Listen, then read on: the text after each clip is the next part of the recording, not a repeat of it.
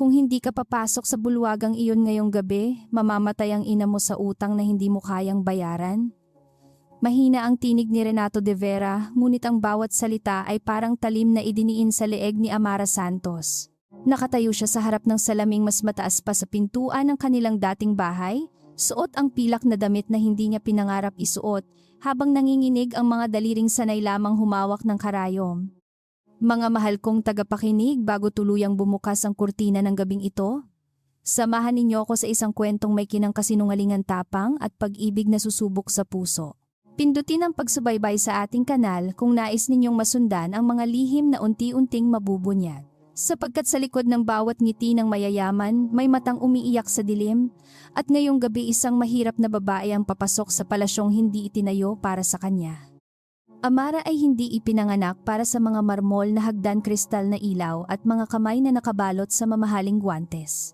Lumaki siya sa masikip na silid sa tabi ng palengke, kung saan ang amoy ng nilagang mais basang kahoy at gamot ng kanyang ina ang bumuo ng kanyang kabataan. Ngunit, may isa siyang bagay na hindi mabibili ng salapi ni Renato, ang tahimik na lakas ng taong sanay mabuhay kahit paulit-ulit siyang nilulunod ng kapalaran. Sa kabilang bahagi ng silid nakaupo si Isabel de Vera, ang tunay na tagapagmana, nakabalot sa maluwag na balabal at galit na galit sa sariling ama. Pareho sila ng taas ni Amara, halos magkahawig kapag nilagyan ng pulbos, hiyas at itinuwid ang buhok. Ngunit sa mata, magkaiba sila. Kay Isabel may suyang dulot ng pagkasawa sa yaman. Kay Amara may sindak pananagutan at apoy na pilit itinatago sa ilalim ng pilak na talukap. Isang gabi lang sabi ni Renato habang inaabot ang manipis na sobre. Ngumiti ka, tumango ka, huwag kang magsalita kung hindi kailangan. Sasabihin mong ikaw si Isabel. Matapos ang hapunan, pipirmahan ni Gabriel Alonso ang paunang kasunduan. Kapag nangyari iyon, babayaran ko ang operasyon ng ina mo. Hindi niya tinanong kung payag si Amara. Ang ganitong tao ay hindi sanay humingi ng pahintulot dahil matagal na niyang binili ang katahimikan ng lahat. Nilingon ni Amara ang sobre, ngunit hindi niya ito kinuha agad. Sa loob niyon ay larawan ng ina niyang nakaratay sa ospital tala ng utang at kopya ng kasunduang pumipigil sa kanya magsalita. Nais niyang sumigaw, ngunit naalala niya ang malamig na kamay ni Aling Celia na kumapit sa kanyang pulso noong umagang iyon. "Anak, wag mong ipagbili ang dangal mo!" bulong ng ina niya. Ngayon tila dangal ang mismong hinihinging kabayaran. Sa hotel na pagmamay-ari ng Alonzo Group, ang mga sasakyan ay dumudula sa harap ng pulang alpombra na parang itim na isdang may gintong mata. Bumukas ang pinto at hinawakan ni Renato ang siko ni Amara ng sapat para magmukhang alalay, ngunit sapat din para maging tanikala. Sinalubong sila ng mga ilaw, kamera at bulungan. Isabel, dito sigaw ng isang mamamahayag. Napangiti si Amara gaya ng itinuro, ngunit ang kanyang sikmura ay nagsimulang maghibagsik. Sa loob ng bulwagan ang musika ay napakapino, halos walang buhay. Ang mga babae ay parang mga rebultong kumikilos sa seda at ang mga lalaki ay nakasuot ng ngiting mas matigas kaysa salamin. Naramdaman ni Amara ang bigat ng diamanteng hikaw sa kanyang tainga at naisip niya kung ilang buwan ng gamot ang katumbas ng bawat batong kumikislap doon. Walang nakapansin sa tanong na iyon sapagkat sa lugar na iyon ang habag ay hindi madalas isama sa hapag. "Anak, huwag kang titingin nang parang ngayon ka lang nakakita ng ilaw," pabulong na utos ni Renato. Tumango si Amara, ngunit mas lalo niyang itinaas ang baba. Hindi siya marunong maging tiyak na mayaman, subalit marunong siyang magpanggap na hindi natatakot. Iyon ang natutuhan niya sa mga maniningil sa mga doktor na walang pakialam at sa mga lalaking nag-aakalang ang kahirapan ay sapat na dahilan para yumuko ang isang babae. Sa gitna ng bulwagan nakatayo si Gabriel Alonzo, ang pinakabatang pinuno ng pinakamalaking kumpanyang pang-imprastruktura sa lungsod. Hindi siya kailangang magsalita upang mapansin. Ang katahimikan niya ang mismong nag-uutos sa paligid. Matangkad siya, balikat ay tuwid, mukha ay malamig na parang batong inukit sa unos. Sa kanyang mga mata walang ligaw na pagnanasa, walang palabas na pagkamangha, kundi isang matalas na pag-aaral sa lahat ng taong lumalapit.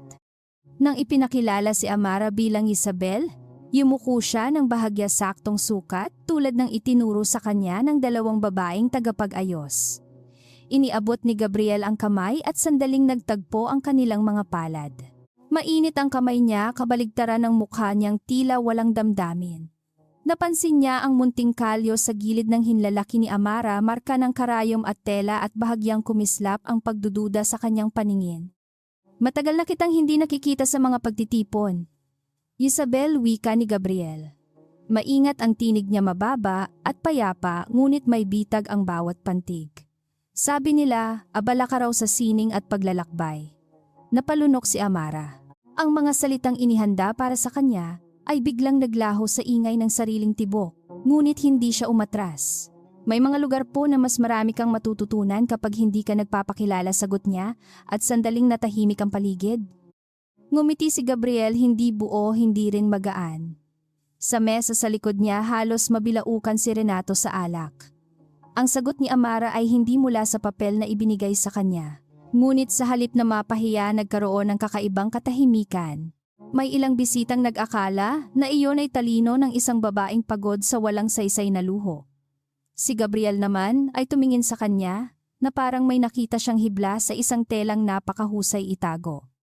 Habang inilalakad ni Renato si Amara papunta sa mesa ng mga pangunahing panauhin, lumapit si Bianca Valles, anak ng kasosyong bangkero at kilalang humahanga kay Gabriel. Makinis ang kanyang ngiti, ngunit matalim ang matang sumukat kay Amara mula buhok hanggang sapatos. Isabel, ang simple ng kilos mo ngayon. Nakakapresko. Parang ibang tao ka. Ang huling pangungusap ay itinapon na parang pabirong kutsilyo. Napahinto ang ilang babae sabik sa bahagyang iskandalo. Hinawakan ni Amara ang baso, ngunit hindi uminom. Naisip niya ang mga babaeng sa palengke ay ngumunguya ng sakit at nakangiti pa rin sa suki, kung kaya nila kaya rin niya. Minsan kailangan ng tao maging iba upang malaman kung sino talaga siya, mahinahon niyang sagot. Hindi iyon sagot ng mayamang babae, ngunit sagot iyon ng taong tunay na nasugatan. Nawala sa labi ni Bianca ang saya at sa di kalayuan muling napatingin si Gabriel. Ang hapunan ay nagsimula sa mga pagkaing hindi kayang bigkasin ni Amara ng tama. Pinanood niya ang kamay ni Renato bago niya ginaya ang pagkuha ng kutsara, ang pagputol ng karne, ang paghawak sa puting tela sa kandungan. Sa bawat kilos naroon ang panganib. Isang mali at mawawasak ang balat kayo. Ngunit higit niyang kinatatakutan ang tawag mula ospital, ang boses ng nurse, ang salitang huli na kaya nilunok niya ang takot kasama ng walang lasang sabaw. Sa kabilang dulo si Gabriel ay hindi nakikinig sa mahahabang papuri ni Renato tungkol sa lupa, tulay at halagang kikitain. Nakamasid siya kay Amara. May mga taong lumaki sa yaman na natututong magkunwari ng kabaitan, ngunit bihirang magkunwari ng pagod. Ang babaeng nasa harap niya ay may pagod na nakaukit sa likod ng mata. Hindi iyon pagod sa kasiyahan, kundi pagod ng taong nakipagtawaran sa buhay at palaging talo ngunit hindi bumibitaw. Miss De Vera, tawag ni Gabriel pagkatapos ng unang putahe. Ano ang palagay mo sa proyektong lilipat sa mga pamilya mula sa San Isidro? Nanigas ang daliri ni Renato sa gilid ng plato. Si Amara naman ay biglang nakakita ng makikitid na eskinita, sirang bubong at mga batang natutulog sa tabi ng kanal. San Isidro ang katabi ng lugar na pinanggalingan niya. Alam niya ang mga pamilyang naroon, ang amoy ng uling, ang dasal tuwing ulan. Hindi niya kayang ulitin ang sagot sa talaan ng sagot na nagsasabing ang paglilipat ay progreso at ang pagtutol ay hadlang. Tumingin siya kay Gabriel at sa sandaling iyon mas malakas ang katotohanan kaysa takot. Kung lilipat sila, dapat hindi lang bahay ang ibigay, sabi niya. Dapat kabuhayan, paaralan, ligtas na daan, at pagkakataong hindi sila tratuhing parang sagabal sa lupang gusto ninyong pagkakitaan. Tahimik ang mesa at sa katahimikang iyon may nabasag. Si Renato ay ngumiti sa paraang nakakatakot kaysa galit. Mahilig talaga sa damdamin ng anak ko, sabi niya, sinisikap gawing biro ang lahat. Kaya minsan kailangan ko pa siyang turuan ng tunay na negosyo. Ngunit nakita ni Gabriel ang nanlalalim na kulay sa leeg ni Renato. Nakita rin niya ang maliit na pagkurap ni Amara, hindi pagsisisi kundi paghandang tumanggap ng parusa. Sa loob niya, isang tanong ang nagsimulang lumakas. Sino ba talaga ang babaeng ito? Pagkatapos ng hapunan, dinala ang mga panauhin sa pribadong silid para sa paglagda ng kasunduan. Sa pasilyo, hinigpitan ni Renato ang hawak sa braso ni Amara. Isa pang maling salita at hindi lang operasyon ng ina mo ang mawawala, singhal niya. May mga taong naglalaho araw-araw sa lungsod na ito. Sumiklab ang lamig sa likod ni Amara ngunit hindi niya ibinaba ang tingin. Hindi ako bulag. Don Renato, bulong niya. Alam kong iyon ang paraan ninyo mabuhay. Muntik siyang sampalin ni Renato ngunit may yabag na huminto sa likuran nila. May problema ba, tanong ni Gabriel? Hindi mataas ang tinig niya ngunit biglang lumiit ang pasilyo. Agad bumitaw si Renato, binalik ang ngiting ginagamit sa mga bangko at hukom. Pagod lang si Isabel. Maselan siya nitong mga araw. Tumingin si Gabriel sa pulang marka sa braso ni Amara, pagkatapos ay sa mukha nitong pilit walang ipinapakita. May isang bagay sa kanyang dibdib na tahimik na tumigas. Kung pagod siya, maaari siyang magpahinga, sabi ni Gabriel. Hindi ko pinipilit ang sinuman sa kasunduan, lalo na kung hindi niya naiintindihan ang kapalit. Tinamaan si Renato ngunit hindi siya umimik. Si Amara naman ay nakaramdam ng kakaibang panganib sa mga salitang iyon. Hindi niya alam kung inililigtas siya ni Gabriel o sinusubok. Pareho iyon nakakatakot. Sapagkat ang isang lalaking kayang makakita sa nakatago ay maaaring maging kanlungan o maging hukom. Sa loob ng silid inilatag ang mga dokumento sa mahabang mesang kahoy. Kumislap ang pluma sa ilalim ng ilaw. Si Renato ay nagsalita tungkol sa kinabukasan samantalang ang mga abogado ay tumango na parang mga ibong may gintong kwelyo. Ngunit bago lumagda si Gabriel, tumigil siya. May nais akong idagdag, sabi niya. Lahat ng pamilya sa San Isidro ay dapat dumaan sa hiwalay na pagsusuri ng tirahan at kabuhayan. Walang puwersahang pagpapalayas bago iyon. Nabura ang kulay sa mukha ni Renato. Hindi iyon kasama sa unang napagkasunduan. Ngayon kasama na sagot ni Gabriel. Payapa pa rin siya ngunit may bigat ang bawat salita. Si Amara ay napatingin sa kanya. At sa unang pagkakataon ngayong gabi, ang takot sa loob niya ay nahaluan ng munting pag-asa. Hindi niya alam kung ginagawa iyon ni Gabriel dahil sa kanya sa sariling prinsipyo o dahil may nakita siyang butas sa plano ni Renato. Ngunit ang isang butas ay maaaring maging pintuan. Biglang bumukas ang pinto. Isang lalaking tauhan ni Renato ang pumasok, pawisan at namumutla. Yumuko siya sa amo ngunit hindi na itago ang kaba. Sir, may tumawag mula sa mansyon. Nawawala po si Miss Isabel. Ang hangin ay tumigil. Ang pluma ni Gabriel ay nanatiling nakabitin sa ibabaw ng papel. Ang mga abogado ay nagkatinginan. Si Amara ay halos hindi makahinga dahil ang lihim na pinasan niya ay biglang nagkaroon ng sariling yabag papunta sa gitna ng silid. Tumawa si Renato maikli at pilit. Kalokohan! Narito ang anak ko. Itinuro niya si Amara ngunit ang kamay niya ay bahagyang nanginig. Si Gabriel ay hindi tumingin kay Renato. Kay Amara siya tumingin diretso, walang galit ngunit walang awa sa kasinungalingan. Sa matang iyon alam ni Amara na ang gabi ay nagbago. Hindi pa nabubunyag ang lahat ngunit hindi na rin ito simpleng palabas. Ang buhay ng ina niya, dangal niya. At kinabukasan ng maraming mahihirap ay nakasalalay sa susunod niyang hininga. Miss De Vera, sabi ni Gabriel, dahan-dahan tila bawat titik ay susi sa kandado. May nais ka bang sabihin sa akin bago tayo pumirma?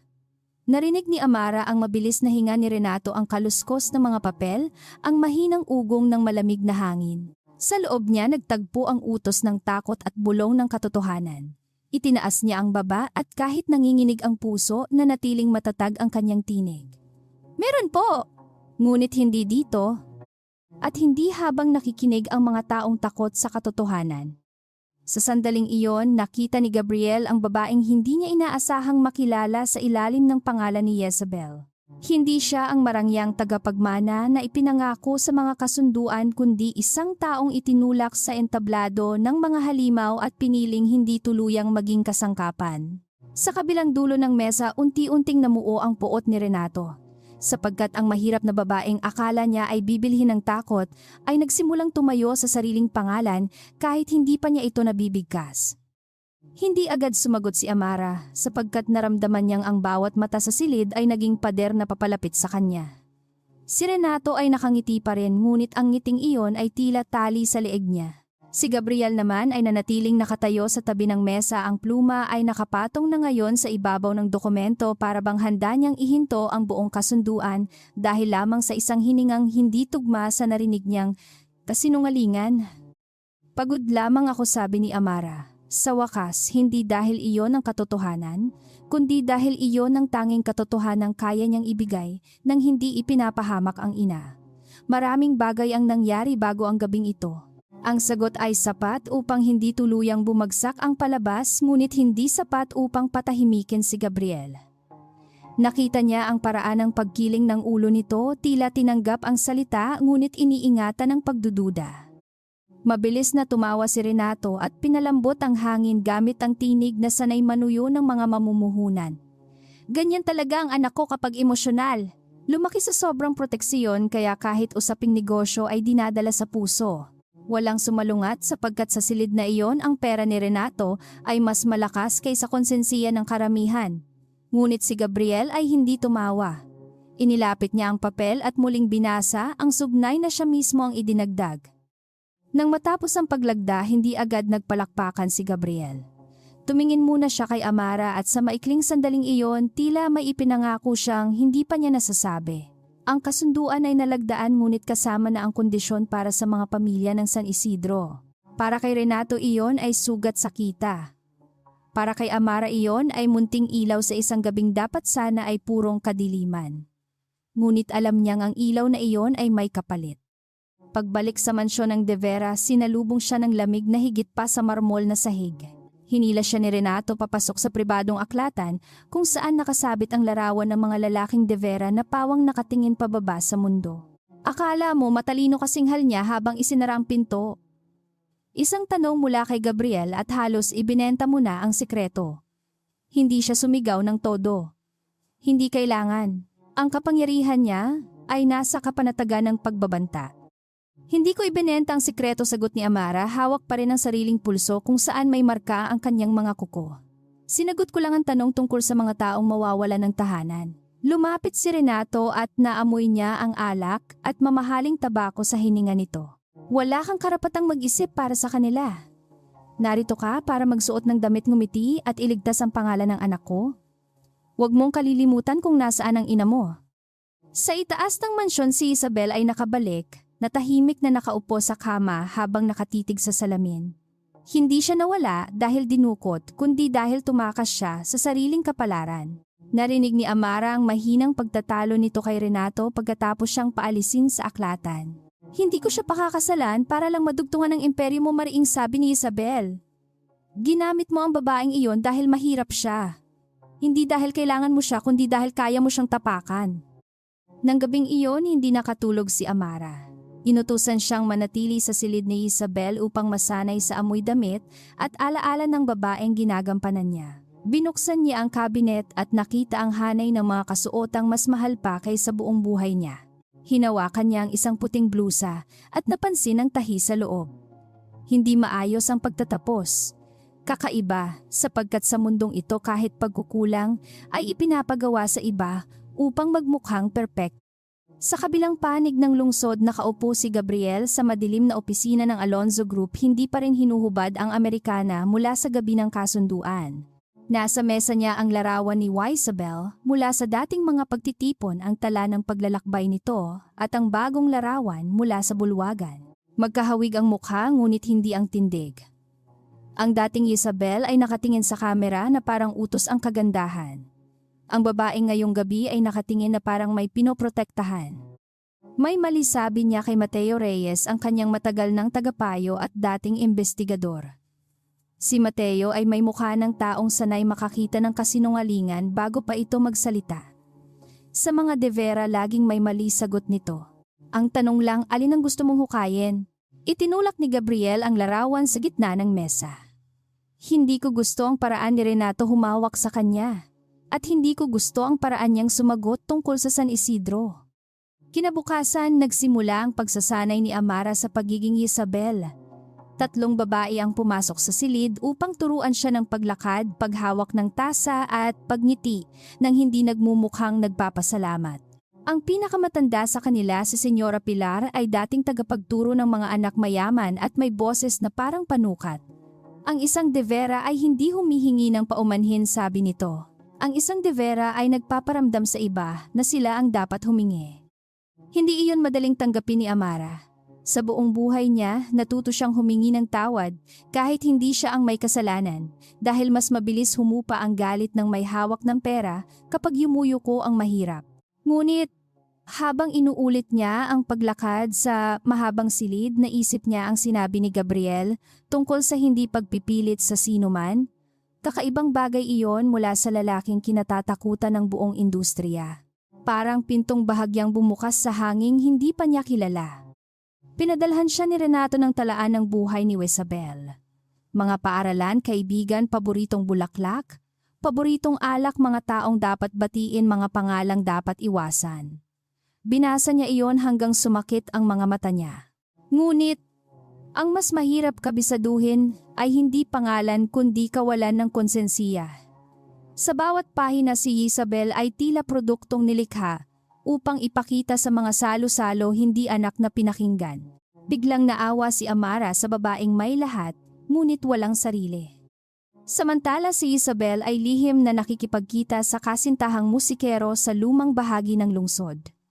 Alam ni Renato ngunit pinipili niyang wag pa itong wasakin hanggat kailangan niya si Amara. Para kay Jezabel ang kahalili niyang mahirap ay abala lamang na panakip sa iskandalo. Para kay Amara si Jezabel ay aninong maaaring bumalik anumang oras at magpabagsak sa kanya. Hindi nila gusto ang isa't isa ngunit pareho silang bihag ng lalaking gumamit ng dugo bilang lagda sa negosyo.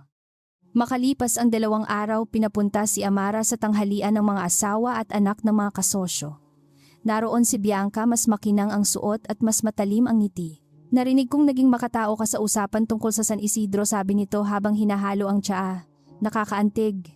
Ngunit minsan ang sobrang awa ay palatandaan na hindi sanay ang tao sa tunay na pamumuno. Tumawa ang ibang babae, banayad ngunit sapat upang ipaalam kung sino ang pinapanigan nila.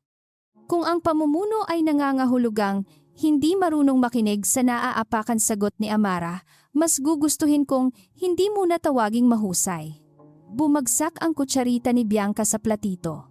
Muli hindi iyon sagot ni Jezabel at muli huli na upang bawiin. Ngunit sa kabilang mesa, isang tahimik na matandang babae ang tumingin kay Amara nang may pagtataka at bahagyang paggalang. Sa mundong sanay sa lasong nakabalot sa seda, ang tuwirang salita ay parang tunog ng basag na salamin. Dumating si Gabriel sa tanghalian nang hindi inaasahan, dala ang dahilan na kailangang kausapin si Renato tungkol sa kasunduan. Sa totoo, nais niyang makita kung paano kikilos ang babaeng nagdala ng kaguluhan sa isip niya. Nang makita niya si Amara sa gitna ng mga babaeng sumusukat sa kanya, napansin niyang hindi siya kumikilos na parang prinsesang naiinis. Kumikilos siya na parang manggagawang pagod, ngunit hindi papayag na agawan ng huling tinapay. Miss De Vera, bati niya. Maaari ba kitang makausap tungkol sa San Isidro? Sumulyap si Bianca, agad nakaramdam ng inggit na ayaw niyang pangalanan. Si Amara ay tumayo ng maingat, dala ang ngiting itinuro, ngunit ang mga mata niya ay nagsabing mas gusto niyang humarap sa bagyo kaysa manatili sa mesa.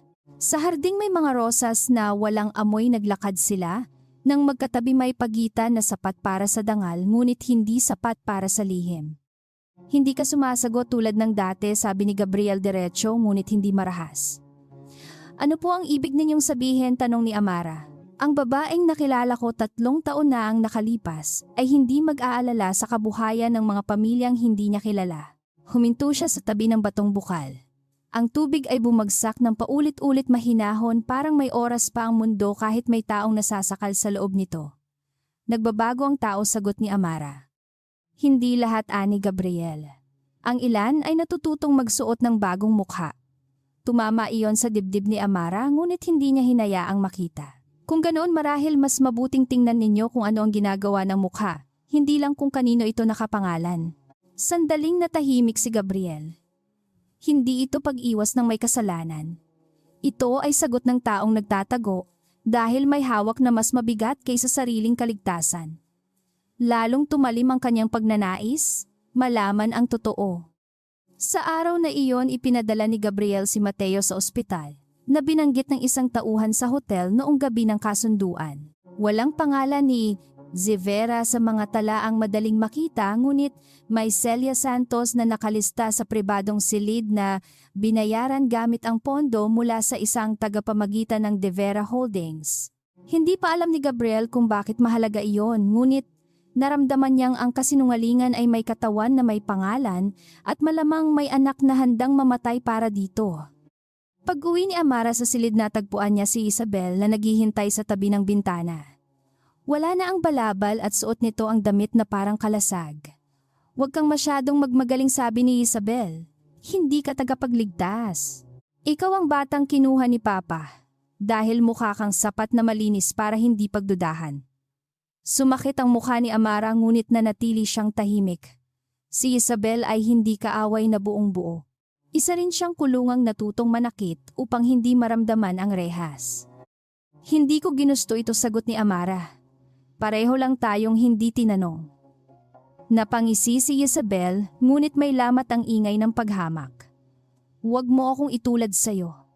Kapag natapos ito, babalik ako sa buhay ko." "At ako?" tanong ni Amara. Hindi sumagot si Isabel. Sa katahimikang iyon, mas malinaw kaysa anumang insulto ang katotohanan. Para sa mga taong ipinanganak sa itaas, ang buhay ng nasa ibaba ay bagay na maaaring iwan sa sahig matapos gamitin. Kinagabihan, inutusan si Amara na dumalo sa isang maliit na pagtitipon sa pribadong galeriya ng De Vera kung saan ipapakita sa ilang kasosyo ang koleksyon ng sining ni Renato. Nandoon si Gabriel Bianca, ilang tagapagmana, at mga lalaking laging tumatawa ng malakas kapag malapit ang salapi. Habang ipinapaliwanag ni Renato ang isang pinta tungkol sa pag-unlad ng lungsod, nakita ni Amara sa likod ng kulay ang hugis ng mga bahay na winasak, mga bubong na inalis sa pangalan ng pangarap ng iba. Isang batang tagasilbi ang nadulas at natapon ng alak sa Amerikana ng isang konsehal. Sumabog ang galit ng lalaki at bago pa makakilos ang iba, itinaas niya ang kamay upang sampalin ang bata. Lumapit si Amara at hinarang ang pulso nito. Hindi niya inisip ang pangalan ni Isabel ni ang galit ni Renato. Inisip niya ang sarili noong 16 nang binulyawan siya ng mayamang babae dahil sa punit na laylayan. "Aksidente iyon," sabi niya. "Hindi siya hayop." Nagbago ang kulay ng mukha ng konsehal. "Alam mo ba kung sino ako?" "Oo," sagot ni Amara, hindi bumibitaw. "Kaya nga inaasahan kong mas marunong kayong magpigil." Sa paligid ang mga panauhin ay natigilan. Si Renato ay tila handang punitin ng ngiti mula sa sariling labi. Ngunit bago lumala ang lahat, lumapit si Gabriel at inilagay ang kamay sa balikat ng konsehal. "Bayaran ko ang Amerikana," sabi niya. "Pero kung may sasaktan ka sa bahay na ito, hindi tela ang mawawala sa'yo." Umalis ang konsehal, bitbit ang napahiya niyang yabang. Ang batang tagasilbi ay halos maiyak habang yumuyuko kay Amara. Gusto niyang sabihing wag itong yumuko, ngunit naalala niyang nasa mata ng lahat ang bawat kilos niya. "Mag-ingat ka na lang sa susunod," mahinahon niyang sabi. Nang tumalikod siya, naroon si Gabriel, nakatingin sa kanya hindi bilang lalaking nanliligaw, kundi bilang hukom na biglang nakakita ng ebidensiyang nagpapabago sa buong kaso. "Hindi mo kailangang gawin iyon," sabi niya nang magtagpo sila sa lilim ng galeriya. "Kailangan," sagot ni Amara. "Dahil ang mga taong hindi kayang gumanti ay laging sinasaktan kapag walang tumitingin." Napakalapit ng katotohanan sa labi niya. Isang hakbang pa at maaaring bumuhos ang lahat. Ngunit dumating si Renato, matigas ang mukha at nanginginig ang panga sa pinigil na puot. "Gabriel, kailangan kitang makausap tungkol sa bagong pagsusuri sa San Isidro." Kinuha ni Renato si Gabriel palayo, ngunit bago tuluyang lumayo, lumingon ang lalaki kay Amara. Sa tinging iyon, may pag-iingat, paghanga at panganib. Hindi pa niya alam ang pangalan ng tunay na babaeng nasa harap niya, ngunit alam na niyang hindi ito ordinaryong kasinungalingan. Si Amara naman ay nanatili sa gitna ng galeriya, napapalibutan ng mga larawang nagkukunwaring dakila habang ang sariling lihim ay unti-unting nagiging mas mabigat kaysa damit na suot. Sa madilim na pasilyo, matapos ang pagtitipon, sinalubong siya ni Renato. Wala nang ngiti, wala nang pagpapanggap. "Nalilimutan mo ang lugar mo," sabi niya. "Hindi mo kapangyarihan ang ipinahiram kong pangalan." Tumingin si Amara sa kanya, pagod ngunit hindi durog. "Tama kayo? Hindi akin ang pangalan." Lumapit siya ng bahagya sapat upang makita nito na hindi na ganoon kadali ang dati niyang takot. "Pero ang konsensiya ko, akin pa rin. At iyon ang hindi ninyo nabili." Madaling araw pa lamang nang magising si Amara sa tunog ng ulan sa bintana. Hindi malakas ang buhos ngunit sapat upang paalalahanan siya sa bubong nilang dati ay tinatapalan ng karton at lumang tarpaulin. Sa mansyon ng De Vera ang ulan ay musika sa salamin. Sa San Isidro ang ulan ay bantang babaha sa loob ng bahay. Tumayo siya, hinawakan ang pilak na suklay sa mesa at naramdaman ang bigat ng pangalang hindi kanya. Mula nang harapin niya si Renato sa pasilyo, mas naging masikip ang bawat araw. May tauhang sumusunod sa kanya sa hardin, may driver na nag-uulat ng bawat tingin niya sa labas at may bagong gamot ang ina niyang hindi na niya alam kung biyaya o tanikala. Sa bawat tabletang iniinom ni Aling Celia may kasamang paalala na buhay nito ay nakabitin sa kagustuhan ng isang lalaking kayang ngumiti habang dinudurog ang mahina. Ipinatawag siya ni Renato sa opisina bago mag-almusal. Nakaupo ito sa likod ng malaking mesa, may tasa ng kape at mga dokumentong maingat na nakahanay. Ngayong hapon sasama ka sa inspeksyon sa San Isidro, sabi niya. Ipapakita mo sa mga tao na mahalaga sa De Vera Holdings ang kanilang kapakanan. Ngumiti ka sa kamera, yakapin mo ang matatanda kung kailangan, at huwag kang magpapakitang mas marunong ka kaysa sa akin. Hindi nagtanong si Amara kung bakit siya isinama. Alam niya ang sagot. Matapos ang kanyang mga salita sa hapunan, kailangan ni Renato ang mukha ni Isabel upang gawing makatao ang proyektong mabaho sa ilalim. Kung lalabas si Gabriel na naghihigpit sa kondisyon, lalabas naman ang De Vera na maalaga. Iyon ang larong hindi kailanman nilalaro sa lupa, kundi sa larawan, pahayagan at bulsa ng mga lalaking hindi nakatira sa mga bahay na winawasak nila. Sa San Isidro ang hangin ay amoy putik uling at basang damit. Bumaba si Amara mula sa kotse sa gitna ng mga batang nakapaa at matatandang may hawak na sobre ng paalisin. Nakita niya ang mga mata nilang naghahalo ang pag-asa at hinala. Para sa kanila siya si Isabel De Vera, anak ng lalaking may lagda sa kanilang pagkawala. Para kay Amara sila ay mukha ng sariling pinagmulan, mga taong maaaring naging kapitbahay niya kung ibang kanto lamang ang inilaan ng kapalaran. Dumating si Gabriel kasama ang ilang inhenyero at abogado, hindi kasing ingay ng pangkat ni Renato, ngunit mas mabigat ang presensiya. Wala siyang dala na kamera para sa sariling pakitang tao. Kaagad niyang tinanong ang sukat ng lupa, listahan ng pamilya, at plano sa kabuhayan. Habang nagsasalita ang opisyal ng De Vera, napansin ni Amara na hindi tumutugma ang bilang ng mga bahay sa talaang binabanggit. May 70 sa papel ngunit lampas 100 ang nakikita niyang bubong. Isang matandang babae ang lumapit kay Amara, nanginginig ang kamay na may hawak na lumang resibo. Ma'am, sabi nila may lilipatan kami pero ang pangalan namin wala sa listahan. Napatigil ang kasama ni Renato at pilit na hinarang ang babae. Bago ito maitulak palayo, kinuha ni Amara ang resibo. Ilang taon na po kayong nakatira dito? Tanong niya. Nawala ang ngiti ng tagapag-ugnay ngunit huli na. Nakikinig na ang mga kapitbahay at nakatingin na si Gabriel. 32 taon, sagot ng matanda. Dito namatay ang asawa ko. Dito ipinanganak ang mga apo ko. Ngayon sinasabi nilang wala raw kaming karapatan dahil hindi raw tama ang papel. Tumingin si Amara sa resibong, halos mabura na ang tinta. Alam niyang sa ganitong syudad ang papel ay ginagawang batas kapag pabor sa mayaman at ginagawang basura kapag hawak ng mahirap. Sa likod niya naramdaman niyang papalapit ang galit ni Renato. Isa itong individual na kaso, singit ng opisyal. Aayusin namin sa tamang proseso. Kung individual ito, bakit marami silang hawak na parehong sulat, tanong ni Gabriel. Ang tinig niya ay hindi lumakas ngunit agad nagtaas ng ulo ang mga tao. Inabot ni Amara sa kanya ang resibo. Nagtagpo ang kanilang mga daliri at sandaling nawala ang ingay sa paligid. Hindi iyon lambing. Iyon ay pagkilala sa isang lihim na alyansang wala pang pangalan.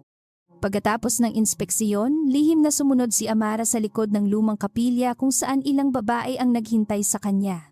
Sila ay hindi makalapit kay Renato at takot sa mga guwardiyang umiikot.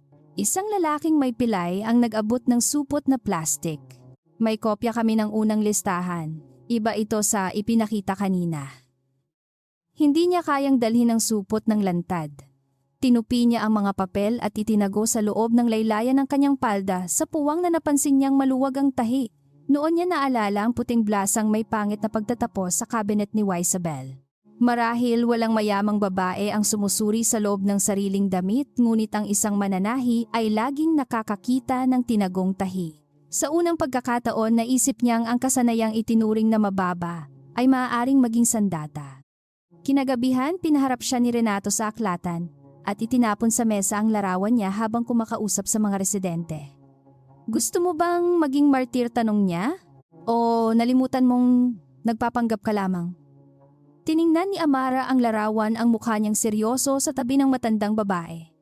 Hindi niya nakita ang kahihiyan. Nakita niya ang isang sandaling hindi niya ipinagkanulo ang pinagmulan. Kung pagpapanggap lang ang pagiging makatao, kayo ang mas matagal nang umaarte, sagot niya. Mabilis ang sampal ni Renato, ngunit hindi ito kasing sakit ng inaasahan niya.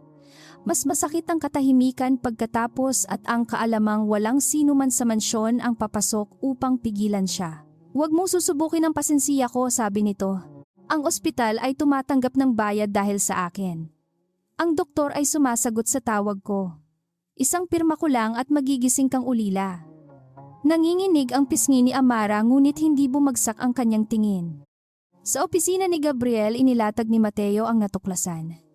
May 2 listahan ng residente, 2 halaga ng kompensasyon at 3 kumpanyang tagapamagitan na tila iisa ang pinanggagalingang pondo. Hindi ito simpleng maling, bilang sabi ni Mateo. May kumikita sa mga pangalang binubura. Tahimik si Gabriel habang tinitingnan ang kopya ng resibong ibinigay ni Amara. Hindi niya alam kung bakit isang babaeng tulad ni Isabel ang nag-abot ng susi sa gulo, ngunit alam niyang susi iyon. Bantayan mo ang mga galaw ni Renato, utos ni Gabriel.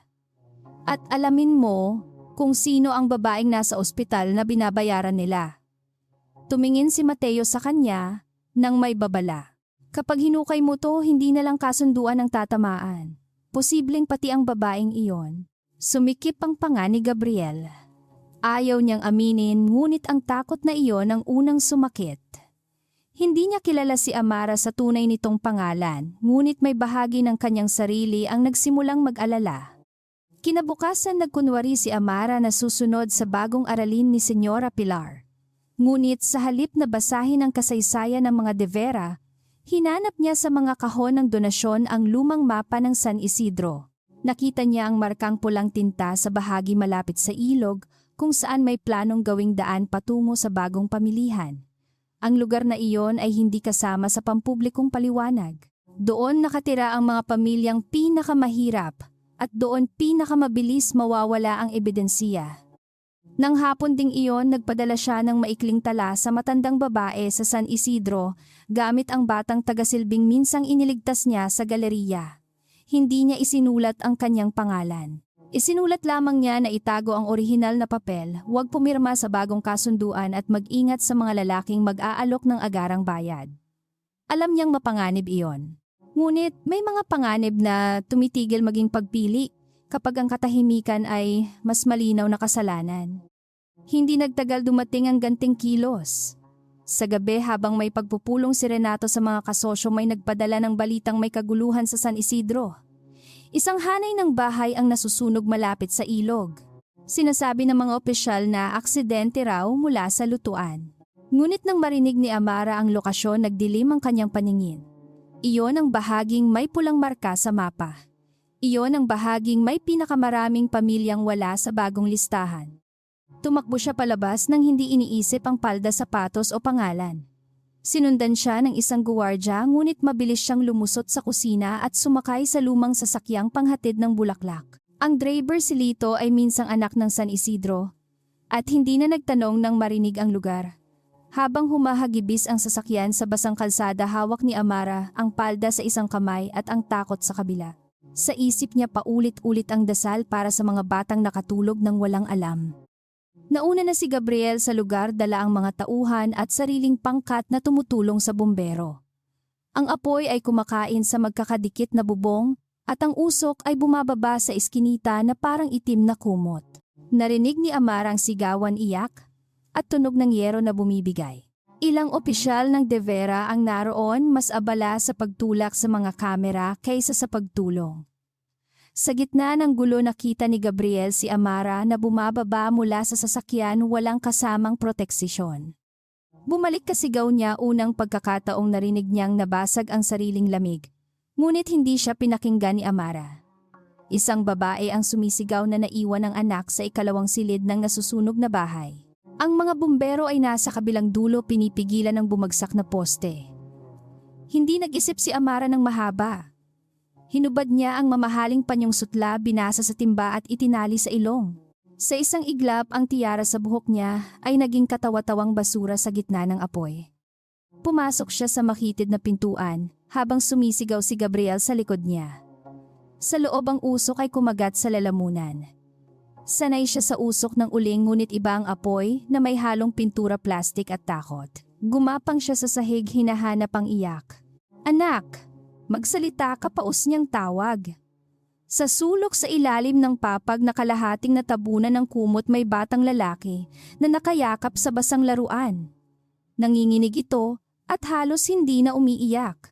Binuhat ni Amara ang bata ngunit bumagsak ang kahoy sa tapat ng pintuan. Umakyat ang apoy sa dingding, mabilis at gutom. Sa labas nakita ni Gabriel ang bubong na yumuko. Hindi na niya hinintay ang utos ng sinuman. Kinuha niya ang basang kumot mula sa bumbero at sumugod papasok kasunod ang dalawang lalaki. Sa loob ng usok narinig niya ang ubo ni Amara. At ang boses nitong mahina ngunit matatag, "Dito. Nasa amin ang bata." Inabot ni Gabriel ang bata at ipinasa sa tauhan ngunit tumama ang isa pang piraso ng yero sa tabi ni Amara. Napaluhod siya at sumabog ang sakit sa kanyang balikat. "Kaya mo bang tumayo?" Tanong ni Gabriel, hawak ang kanyang braso. Tumingin siya rito, mukha ay maitim sa usok, luha ay hindi alam kung mula sa sakit o hangin. "Huwag mo akong bitawan," sabi niya. Hindi iyon utos ng isang tiyak na tagapagmana. Iyon ay pakiusap ng isang taong sanay, hindi mahawakan. Hindi siya binitawan ni Gabriel. Lumabas sila sa apoy habang bumubuhos ang tubig at sigaw sa paligid. Nang makalabas si Amara, sumalubong ang ina ng bata at halos lumuhod sa kanyang harap. "Salamat ma'am, salamat." Gustong sabihin ni Amara na hindi siya ma'am, hindi siya Isabel, hindi siya kabilang sa mga taong dapat pasalamatan. Ngunit bumagsak ang kanyang lakas at napasandal siya kay Gabriel. Sa unang pagkakataon, hindi niya kayang magpanggap na hindi siya nasasaktan. Dinala siya sa gilid ng ambulansiya at doon nakita ni Gabriel ang kalyo sa kanyang mga daliri nang alisin niya ang guwantes na nasunog ang dulo. Hindi iyon kamay ng babaeng lumaki lamang sa alahas. Iyon ay kamay ng manggagawa, kamay ng mananahi, kamay ng taong humawak sa buhay gamit ang sariling pagod. Hinawakan niya ito ng marahan upang tingnan ang paso, ngunit ang kilos ay naging mas maingat kaysa sa hinihingi ng sugat. "Bakit mo ginawa iyon?" Tanong niya galit dahil natakot siya.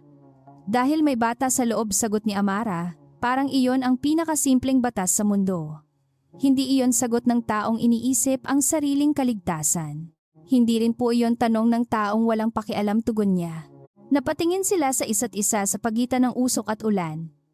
Sa paligid nila, may mga bahay na abo na, ngunit sa sandaling iyon, may bagay na lihim na nagsimulang mabuhay.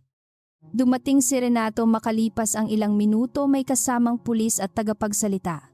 Nang makita niyang nakaupo si Amara sa tabi ni Gabriel, itim ang damit, sugatan ang balikat at pinapalibutan ng mga residenteng tumitingin sa kanya na may pasasalamat, lumitaw sa mukha niya ang puot na hindi na kayang takpan ng pag-aalala. "Anak," tawag niya para marinig ng kamera, "napakadelikado ng ginawa mo." Ngunit ang mata niya ay nagbanta at malinaw kay Amara na ang apoy ay simula pa lamang. Tumayo si Gabriel bago pa makalapit si Renato. "Ako ang magpapasuri sa kanya sa doktor ng Alonso Group." Nagkatikinan ng mga tauhan. Hindi ito pakiusap. Si Renato ay napilitang ngumiti sapagkat may kamera, may pulis at may mga residenteng nakakita kung sino ang tumulong at sino ang dumating huli. Siyempre, sabi niya, ang mahalaga ay ligtas siya. Ngunit sa ilalim ng mabuting tono naroon ang pangakong pananakit. Alam ni Amara iyon. Alam din ni Gabriel. Habang papalayo ang sasakyan ni Gabriel mula sa San Isidro, tahimik si Amara sa likurang upuan. Sa kanyang palda basa at may amoy usok, naroon pa rin ang tinagong kopya ng listahan. Hindi ito nasunog. Napangiti siya ng kaunti kahit masakit ang pisngi at balikat. Nakita iyon ni Gabriel mula sa salamin. May dahilan ka para ngumiti matapos halos mamatay, tanong niya. Tumingin siya sa labas sa mga ilaw na lumalabo sa ulan. May mga bagay na nailigtas, sagot niya. Hindi na siya pinilit ni Gabriel, ngunit sa dibdib niya ang pagdududa ay nagiging mas mapanganib kaysa dati. Hindi na lamang niya gustong malaman kung bakit nagsisinungaling ang babaeng tinatawag na Isabel. Gusto na niyang malaman kung sino ang nagtulak dito sa apoy, sino ang naglagay ng takot sa likod ng kanyang mga mata, at bakit ang katotohanang dala nito ay tila mas mahalaga kaysa sariling buhay. Sa gabing iyon, hindi pa niya mahal si Amara ng buong pangalan. Ngunit nagsimula na niyang mahalin ang katapangang hindi nakapangalan. Nang magising si Amara, ang unang naramdaman niya ay hapdi sa balikat at amoy ng gamot sa hangin. Hindi iyon ospital ng mahihirap kung saan may mga pasyenteng naghihintay sa pasilyo at mga nurse na pagod sa kakulangan. Ito ay pribadong silid ng Alonzo Group, tahimik, malinis, at may bintanang tanaw ang lungsod. Sa tabi ng kama nakatupi ang nasunog niyang damit, ngunit wala na ang papel sa laylayan. Umupo siya ng bigla at sumiklab ang sakit sa kanyang balikat. Hinanap niya ang palda, hinaplos ang gilid at nanlamig nang makitang maayos na ang tahi. Ang kopya ng listahan mula San Isidro ay wala roon. Bago pa siya makabangon, bumukas ang pinto at pumasok si Gabriel, may hawak na sobre at mukha ng lalaking buong gabing hindi natulog. Hindi siya nagsalita agad. Ipinatong niya ang sobre sa mesa malapit, ngunit hindi inaabot sa kanya. Hinahanap mo ba to? Tanong ni Gabriel. Hindi marahas ang tinig niya, ngunit may bigat na mas mahirap tiisin kaysa sigaw. Tumitig si Amara sa sobre, at alam niyang ang anumang sasabihin niya ay maaaring maging unang bato sa sariling libingan. Ngunit sa mata ni Gabriel, hindi niya nakita ang panunuya ni Renato. Nakita niya ang galit, oo, ngunit galit ng taong nilinlang at mas nasasaktan dahil may dahilan siyang maniwala. Hindi ko yun ninakaw, sabi ni Amara, mahina ngunit malinaw. Ibinigay nila sa akin dahil walang nakikinig sa kanila. Lumapit si Gabriel sa bintana, tiningnan ang lungsod na gumigising sa ilalim ng maputlang araw. Alam ko, tugon niya. Nabasa ko ang mga pangalan. Nabasa ko rin ang tala ng mga binurang pamilya. Humarap siya muli sa kanya. Ang hindi ko alam ay kung bakit hawak iyon ni Isabel de Vera na parang buhay niya ang nakataya. Pumikit si Amara. Narinig niya sa isip ang boses ng ina, ang pag-ubo nito, ang bilin nitong huwag ipagbili ang dangal. Ngunit paano sasabihin sa isang lalaking tulad ni Gabriel na matagal na siyang ipinagbili ng pangangailangan bago pa siya makapili dahil may mga bagay na hindi kayang itago ng tamang pangalan, sagot niya. At may mga taong hindi makalapit sa inyo kung hindi sila dadaan sa taong inaakala ninyong may kapangyarihan. Lumapit si Gabriel sa mesa at binuksan ang pangalawang sobre. Inilabas niya ang 2 piraso ng papel. Ang isa ay lumang lagda ni Isabel de Vera mula sa isang donasyon sa paaralan. Ang isa ay lagda ni Amara sa tala ng paggagamot ni Celia Santos, nakuha mula sa ospital na tumanggap ng bayad ng de Vera. Inilapag niya ang mga iyon sa tabi ng kama. Hindi magkapareho, sabi niya. At hindi lang iyon ang nakita ko. Nanatiling tahimik si Amara, ngunit ang katahimikan niya ay hindi na pagtatago. Ito ay paghahanda sa pagbagsak. Ipinakita ni Gabriel ang 3 papeltala ng kapanganakan mula sa lumang distrito, may pangalan niya Amara Celeste Santos, anak ni Celia Santos, at isang ama na matagal nang walang bakas. Hindi siya nagtanong kung paano nakuha iyon. Alam niyang ang taong may kapangyarihan ay may mga pintong kayang buksan, ngunit kakaiba na ginamit ito ni Gabriel upang magtanong, hindi agad manakit. Sabihin mo sa akin ang totoo, ani Gabriel. Hindi bilang de Vera, hindi bilang babaeng inilagay sa kasunduan, kundi bilang ikaw. Sa unang pagkakataon mula nang magsimula ang lahat, narinig ni Amara ang isang tao na humihingi ng katotohanan mula sa kanyang sariling pangalan. Hindi siya tinawag na kasangkapan, hindi panakip, hindi pekeng tiara sa ulo ng pamilyang may bahid. Tumulo ang luha niya, ngunit hindi niya pinahid. Ayaw niyang magmukhang humihingi ng awa. Ako si Amara Santos, sabi niya. Mananahi ako. Ang ina ko ay nasa ospital, at ang utang namin ay mas malaki kaysa sa buong buhay na kaya kong kitain. Kinuha ako ni Renato dahil kahawig ko si Isabel. Tumakas ang anak niya bago ang kasunduan, at kailangan niya ng muka para hindi mabasag ang alyansa ninyo. Sinabi niyang babayaran niya ang operasyon ni inay kung susunod ako. Sinabi rin niyang mamamatay siya kung magsasalita ako. Hindi gumalaw si Gabriel. Sa labas umangat ang araw sa salamin ng matataas na gusali ngunit sa loob ng silid ay parang may bagyong nakatigil. Alam niya na may mali ngunit iba ang bigat kapag ang mali ay may pangalan, sugat at ina sa ospital. Ang unang bugso ng galit niya ay hindi kay Amara kundi sa sarili. Sanay siyang makakita ng bitag sa mga kontrata, ngunit muntik niyang hindi makita ang babaeng ginawang pirma sa kasinungalingan. Bakit hindi ka tumakas, tanong niya. Hindi iyon paratang ngunit sumakit pa rin kay Amara. Saan ako tatakbo, sagot niya. Sa bahay na walang gamot, sa pulis na kumakain sa mesa ni Renato, sa mga taong tatawagin akong magnanakaw, dahil suot ko ang damit ng anak niya, may mga bilangguan na walang rehas, Gabriel. Minsan ang pinto ay bukas ngunit ang taong mahal mo ang nakakadena sa loob. Ang pangalan niya sa labi ni Amara ay tumama sa kanya ng tahimik.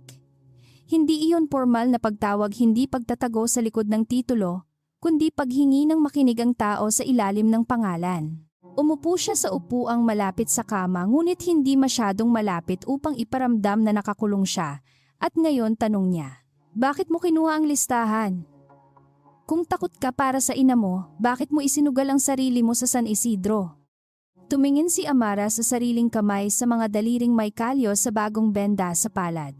Dahil kilala ko ang mukha nila, sabi niya. Hindi man sila kapitbahay ko, alam ko ang tunog ng taong pinapaalis sa bahay. Alam ko ang hiya ng pumila para sa tulong habang may taong nakatingin na parang utang na loob mo ang mabuhay. Kung mananahimik ako, magiging tulad ako ng mga taong ginamit ang gutom namin para takutin ako. Matagal siyang pinagmasdan ni Gabriel. Sa maraming taon ng pagiging pinuno, natutuhan niyang sukatin ang tao sa galaw, hindi sa salita. Si Renato ay nagsasalita ng malasakit, ngunit humahawak na parang may-ari. Si Bianca ay nagsasalita ng kagandahang asal, ngunit humahalik sa kapangyarihan. Si Amara, kahit nagsinungaling tungkol sa pangalan, ay kumilos na parang ang katotohanan ay dapat bayaran ng sariling dugo. Mapait ang kabalintunaan at mas mapait na siya ay unti-unting naniniwala. Kung ilalabas ko ito ngayon, sabi ni Gabriel, mawawasak ang kasunduan, mabubunyag si Renato at malamang sisiguraduhin niyang ikaw ang sisihin bago siya bumagsak. Tumango si Amara. Alam ko, kung tatahimik ako, magiging kasabwat ako sa paglalaro niya sa buhay mo. Alam ko rin, hindi siya nakiusap. Hindi niya sinabing mahalin siya, iligtas siya o paniwalaan siya ng walang dahilan. Iyon ang mas lalong nagpabigat sa dibdib ni Gabriel. May gusto akong hilingin, sabi ni Amara. Hindi para sa sarili ko. Sumimangot siya, dahil ang ganitong panimula ay karaniwang gamit ng mga taong sanay magsakripisyo hanggang wala nang natira. Sabihin mo, itinaas niya ang tingin. Huwag ninyong hayaang malibing ang San Isidro dahil sa iskandalo ko. Kapag nalaman nilang peke ako, gagamitin iyon ni Renato para sabihing peke rin ang ebidensiya. Protektahan ninyo muna ang mga pangalan sa listahan. May sandaling nais ni Gabriel na magalit sa kanya dahil inuna pa rin niya ang iba. Ngunit nakita niya ang pinagmulan ng lakas na iyon. Hindi ito kabayanihang walang takot kundi takot na piniling tumayo. At ang ina mo, tanong niya. Bahagyang nanginig ang labi ni Amara. Kung kaya ninyong ilipat siya sa lugar na hindi kayang hawakan ni Renato, gagawin ko ang anumang legal na pahayag na kailangan ninyo. Hindi ako hihingi ng kapalit para sa sarili ko. Hindi kita bibilhin, Amara. Matigas ang pagkakasabi ni Gabriel at doon unang sumikip ang lalamunan niya sa sariling damdamin. Hindi kita ililigtas dahil kapakipakinabang ka. Ilalabas natin ang katotohanan dahil iyon ang tama. Pero gagawin natin ito nang hindi ka inihahagis sa apoy ng mag-isa. Napatingin siya rito, parang hindi niya sigurado kung dapat maniwala. Sa buhay niya, ang kabaitan ng makapangyarihan ay laging may tali. Hindi niya alam kung paano tatanggap ng tulong na walang presyo. Bumukas ang pinto at pumasok si Mateo. Huminto siya nang makita ang mukha ni Amara, tila sapat na ang katahimikan upang maunawaan niyang bumagsak na ang balatkayo. Ibinigay niya kay Gabriel ang isang maliit na tala. Kakausap ko lang sa ospital. May nagtanong tungkol sa paglilipat ni Celia Santos bago pa tayo tumawag. Tauhan ng De Vera. Nanigas si Amara. Agad siyang bumangon ngunit pinigil siya ng sakit. Inaybulong niya at sa tunog na iyon, nawala ang anumang nalalabing distansiya ni Gabriel. Tumayo si Gabriel. Mateo, ihanda ang ligtas na paglipat. Gamitin ang pasilidad sa hilagang bahagi. Walang pangalan ng Alonso sa papeles hanggang nasa loob na siya. Tumingin si Mateo kay Amara hindi bilang peking tagapagmana, kundi bilang biktimang maaaring maging saksi. Kailangan naming kumilos ng mabilis. Tumango siya ngunit nanginginig ang kanyang mga kamay.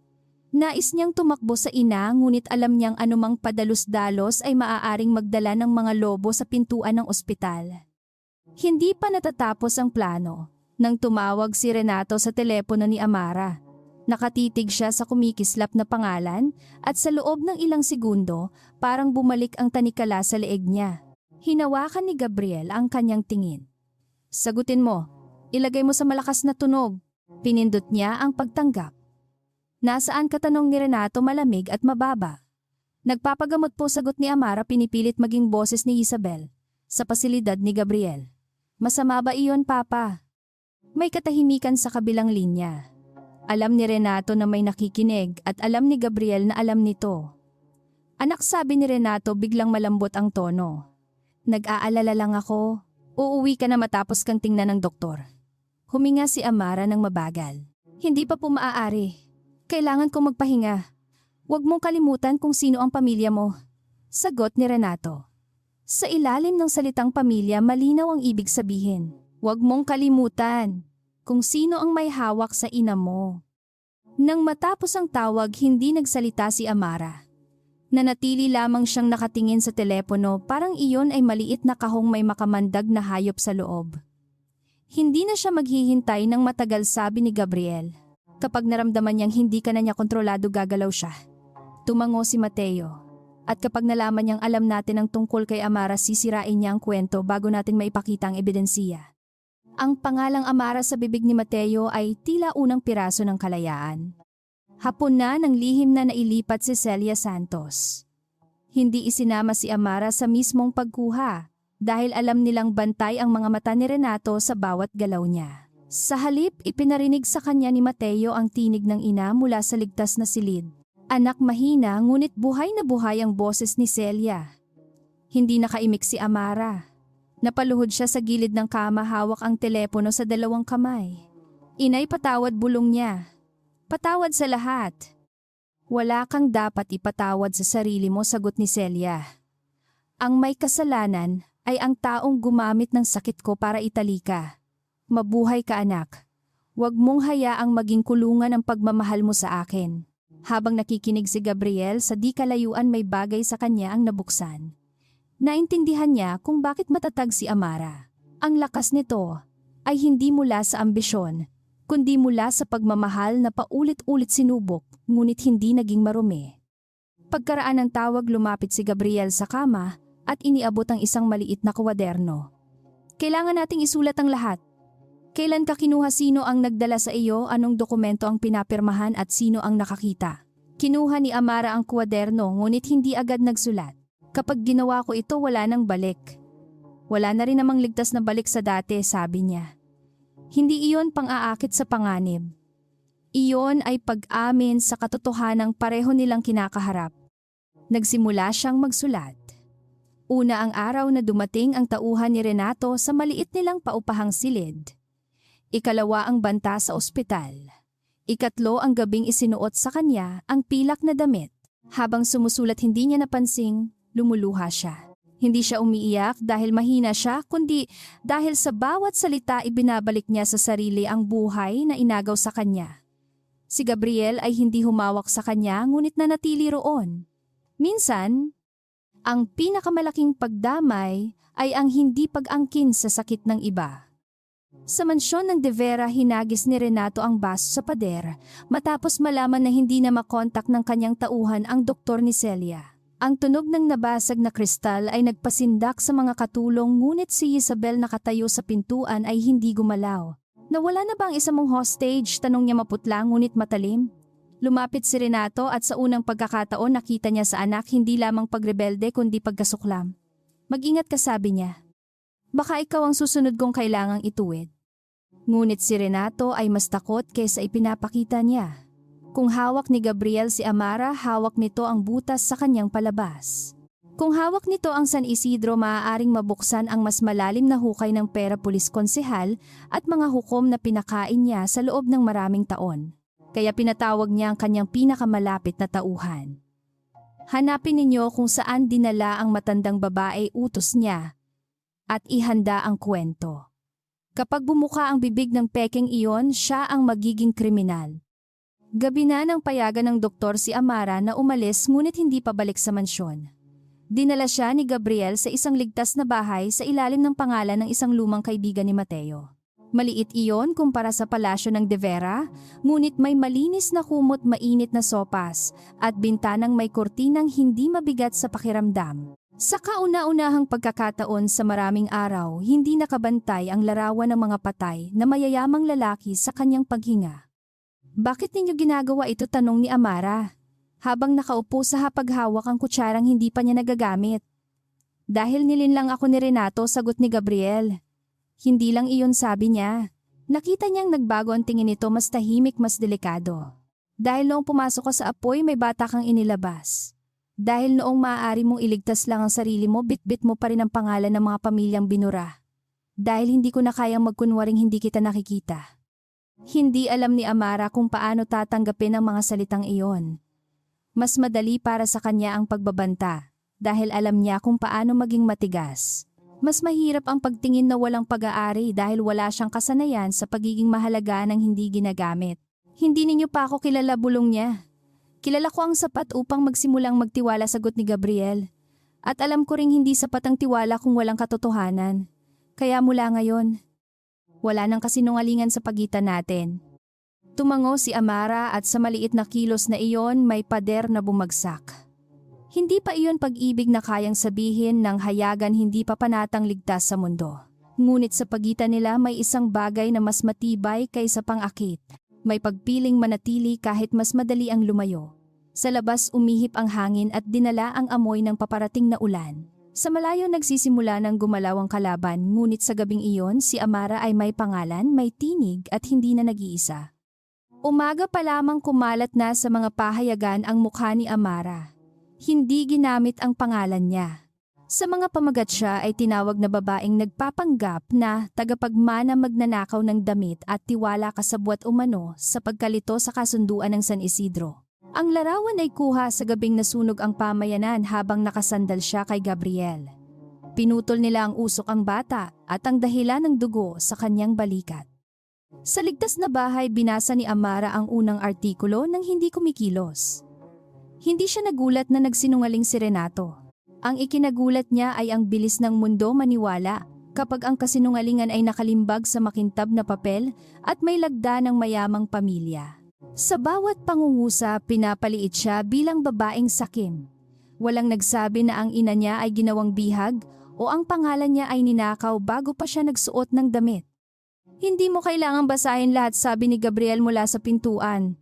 Hawak niya ang ilang dokumento at ang mukha niya ay mas malamig kaysa dati, hindi dahil kay Amara, kundi dahil sa pigil na galit.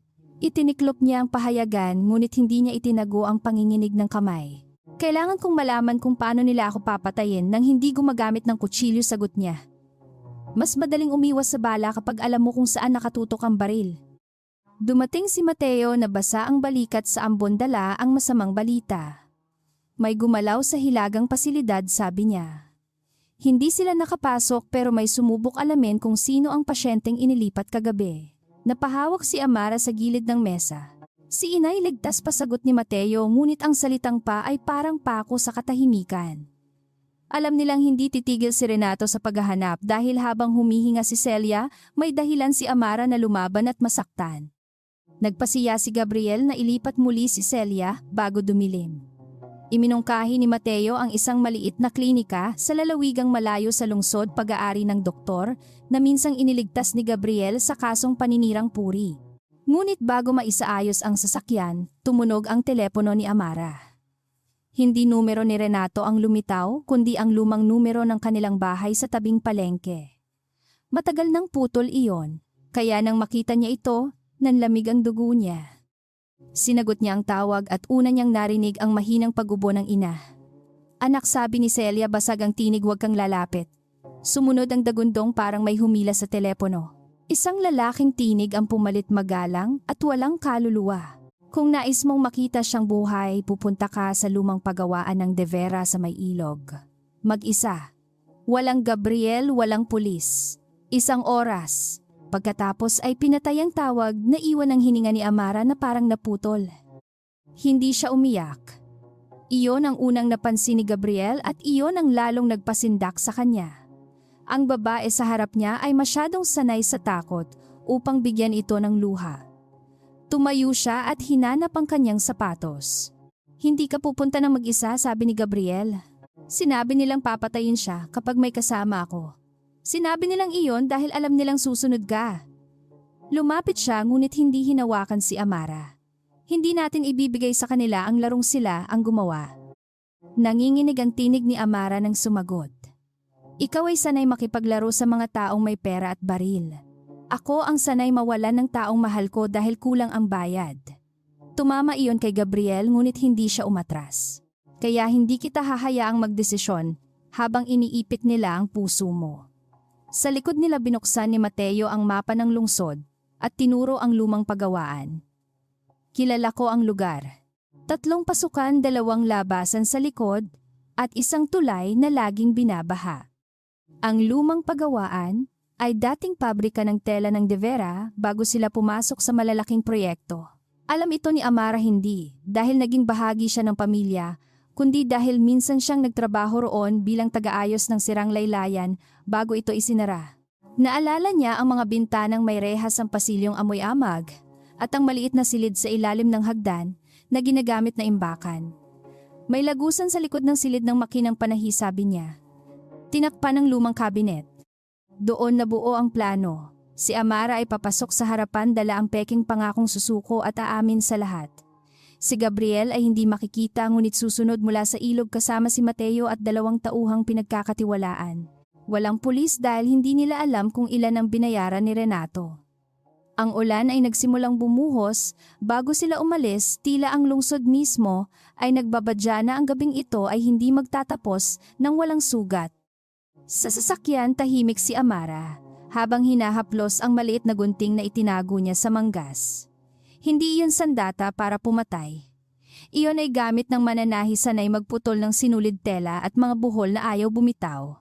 Kapag nakita mo ang ina mo, huwag kang tatakbo agad, paalala ni Mateo mula sa harap. Titingnan mo muna ang kamay niya, ang paligid ang lalaking pinakamalapit. Tumango siya. Bawat payo ay tila bato sa bulsa, mabigat ngunit kailangan upang hindi siya tangayin ng takot. Pagdating nila sa kalsadang patungo sa ilog, bumaba si Amara sa ilalim ng sirang ilaw. Wala siyang suot na hiyas, walang damit ni Isabel, walang anumang bagay na maaaring ipagkamaling proteksisyon. Isang maitim na balabal lamang, basang buhok, at mukha ng babaeng pagod nang magsinungaling. Sa malayo kumislap ang bintana ng pagawaan. Sa loob may naghihintay na inakaaway, at isang pagpili na maaaring magtapos sa lahat. Pumasok siya sa pabrika sa pamamagitan ng lumang pintuang bakal. Sumalubong ang amoy ng kalawang at basang kahoy. 2 lalaki ang lumitaw mula sa dilim, parehong may hawak na baril sa tagiliran. Itinaas ni Amara ang kamay. Narito ako, sabi niya. Nasaan ang ina ko? Hindi agad sila sumagot. Isang palakpak ang umalingaw-ngaw mula sa itaas na palapag, mabagal at mapanlibak. Bumaba si Renato sa hagdan, suot ang Amerikana na hindi nababasa ng ulan, para bang pati panahon ay binayaran niya. Amara Santos, sabi ni Renato, lasap na lasap ang tunay niyang pangalan. Mas bagay sa iyo kapag wala kang diamante. Mas malinaw ang pagkakamali ng mundo. Tiningnan niya ito ng diretsyo. Nasaan si inay? Ngumiti siya at sumenya sa tauhan. Mula sa gilid na silid, itinulak palabas si Celia sa isang upuang degulong maputla, may kumot sa balikat ngunit buhay. Nabasag ang tibay ni Amara sa loob ngunit hindi niya hinayaang makita sa tuhod. Pumirma ka, utos ni Renato, inilapag ang papel sa lumang mesa. Aaminin mong nilinlang mo kami. Ninakaw mo ang pagkakakilanlan ni Isabel at gumawa ka ng peking ebidensiya sa San Isidro upang makakuha ng pera kay Gabriel. Pagkatapos aalis ka sa lungsod, kasamang ina mo. Kapag hindi pareho kayong mawawala at maniniwala ang lahat na tumakas ang magnanakaw. Binasa ni Amara ang unang linya. Ang kasinungalingan ay maayos ang pagkakasulat, halos marangal tingnan. Sa labas ng pagawaan lumusong si Gabriel sa putik sa likod ng pader kasunod si Mateo. Malakas ang ulan at ang ilog ay sumisipa sa mga bato sa ilalim ng tulay. Nakita nila ang dating bintana ng silid ng makinang panahe kalahating natakpan ng yero. Tahimik na binuksan ni Mateo ang lumang kandado gamit ang manipis na bakal. 5 minuto bulong niya. Ngunit sa loob ni Gabriel ang bawat segundo ay parang kamay na humihigpit sa leeg. Sa loob kinuha ni Amara ang pluma ngunit hindi agad pumirma. Kung aalis ako iiwan ninyo ang San Isidro, tanong niya. Tumawa si Renato. Hanggang ngayon iniisip mo pa rin sila. Hindi mo ba naiintindihan? Ang mahihirap ay laging napapalitan. Ikaw sila ang ina mo, pare-pareho kayong numero sa gastos. Tumingin si Celia sa anak mahina ngunit matatag. Huwag bulong niya. Isang tauhan ang humawak sa balikat ng matanda at doon nagdilim ang paningin ni Amara. Pipirma ako, sabi ni Amara. At nagliwanag ang mukha ni Renato sa tagumpay. Ngunit habang yumuyuko siya, hinayaan niyang mahulog ang pluma sa sahig. Nang yumuko ang tauhan upang kunin iyon, ginamit niya ang maliit na gunting sa manggas upang putulin ang tali sa kamay ni Celia. Kasabay nito sinipa niya ang mesa patungo sa lalaking may baril. Sumabog ang kaguluhan. Sumigaw si Renato at ang dating tahimik na pabrika ay napuno ng yabag ulan at metal na tumama sa sahig. Bumukas ang kabinet sa likod ng silid at lumabas si Gabriel na parang aninong may galit. Tinamaan niya ang unang tauhan sa pulso bago ito makaputok. Si Mateo ay sumulpot sa kabilang gilid at hinila si Celia palayo sa gitna. Si Amara ay napaatras, hinawakan ng ina ngunit may lalaking humablot sa buhok niya. Bago siya tuluyang mahila, siniko niya ito sa tiyan at bumitaw gamit ang lakas ng babaeng buong buhay, nagbuhat ng tela, tubig at pasyensiya. Dalhin mo siya palabas, sigaw ni Gabriel kay Mateo. Hindi hanggat kasama si Amara. Sagot ni Celia ngunit hinawakan siya ng anak sa mukha. Inay, mabuhay ka muna para sa akin. Itinulak niya ang upuang degulong patungo kay Mateo at sa isang saglit nakita ni Gabriel kung gaano kalalim ang tapang ni Amara. Hindi siya walang takot. Sinusugatan siya ng takot sa bawat paghinga ngunit inuunan niya pa rin ang dapat mabuhay.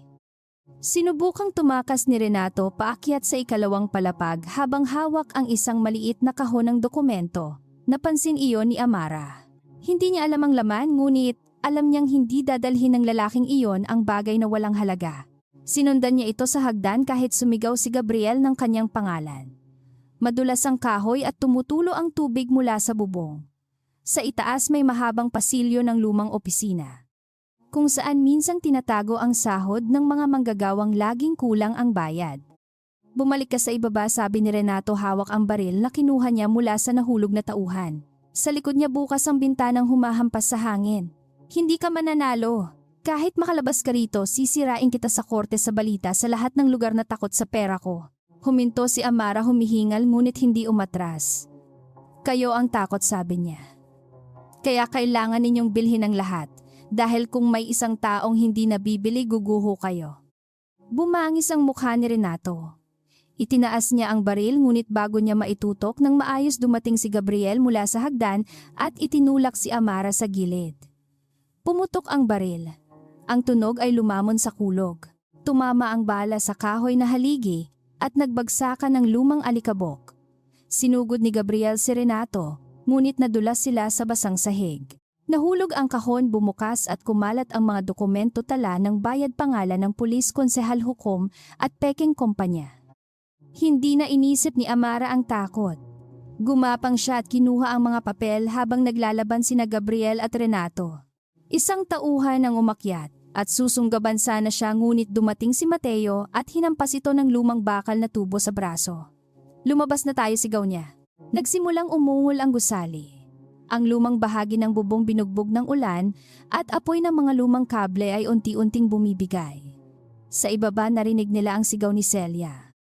Hinawakan ni Gabriel si Renato sa kwelyo ngunit ang matanda ay nadulas papalapit sa bintana. Sa isang sandali maaaring hayaan na lamang niya itong mahulog. Nakita iyon ni Renato at sa unang pagkakataon natakot ang mga mata niya. Ngunit hindi iyon ang uri ng hustisyang pinili ni Gabriel. Hinila niya ito pabalik at itinulak sa sahig. Hindi ka mamamatay na martir, sabi niya. Mabubuhay ka para sagutin ang lahat. Dumating ang isa pang kulog at nabasag ang bintana sa likod nila. Bumaba sila sa hagdan habang gumuguho ang bahagi ng kisame. Hawak ni Amara ang kahon ng dokumento, sa dibdib si Gabriel ay may dugo sa gilid ng noo at si Mateo ay nagtutulak kay Celia palabas sa likod na lagusan. Sa labas ang ulan ay humampas sa kanila na parang libong maliliit na bato. Nakahanda ang sasakyan, ngunit bago sila makasakay nakita ni Amara si Renato na kinakaladkad palabas ng 2 tauhan buhay sugatan at nakatingin sa kanya na parang sumpa. Hindi pa ito tapos, sigaw ni Renato sa gitna ng ulan. Si Amara ay humarap sa kanya at sa kauna-unahang pagkakataon hindi niya naramdaman ang dating laki nito. Nakita niya lamang ang isang lalaking tumanda sa kapangyarihan at ngayoy basang-basa sa sariling takot. Tama kayo, sagot niya. Hindi pa, dahil bukas hindi na kayong magkukuwento. Tinulungan siya ni Gabriel makasakay, ngunit sa loob ng sasakyan siya ang mahigpit na humawak sa kahon. Sa ligtas na klinika sa labas ng lungsod, inasikaso ng doktor si Celia habang naghihintay sina Amara at Gabriel sa pasilyo. Ang dugo sa noo ni Gabriel ay natuyo na, ngunit tumanggi muna siyang magpagamot hanggang hindi nakakatiyak na ligtas si Celia. Umupo si Amara sa tabi niya, nanginginig na ngayon dahil tapos na ang pagtakbo. Doon lamang bumuhos ang luha, tahimik, walang hikbi, parang ulan na natagalan bago nakahanap ng lupa. Akala ko mawawala siya, bulong ni Amara. Akala ko dahil pinili kong lumaban siya ang magbabayad.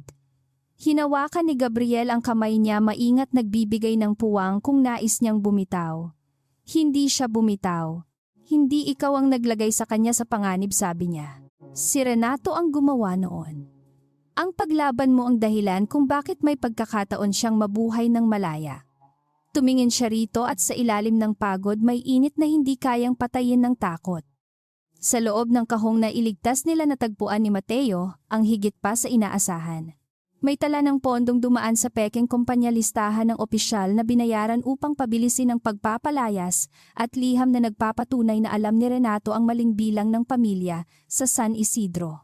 May isa ring kopya ng kasunduang pinapirmahan kay Amara, may pirma ng tauhan at tala ng pagbabantang ginamit sa ospital. Hindi na lamang ito kwento ng panlilinlang, ito ay balangkas ng krimen.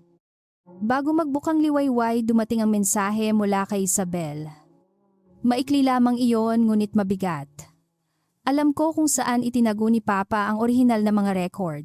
Pagod na akong maging dahilan kung bakit may taong dinudurog. Si Amara ay matagal na tumingin sa mensahe, naramdaman ang kakaibang kirot para sa babaeng minsan niyang inisip na kaaway lamang. Marahil ang katotohanan ay parang apoy din.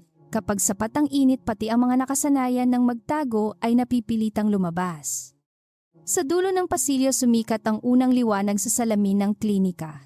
Hindi nito binura ang sugat, ang takot o ang mga kasinungalingang ikinalat sa buong lungsod. Ngunit ipinakita nitong may umagang dumarating, kahit ang gabi ay tila sadyang ginawa upang hindi matapos. Si Amara ay tumayo, pinunasan ang mukha at tumingin kay Gabriel. Kailangan nating bumalik, sabi niya. Hindi para magtago. Para tapusin ang sinimulan nila. At sa unang pagkakataon ang salitang natin ay naging sandata.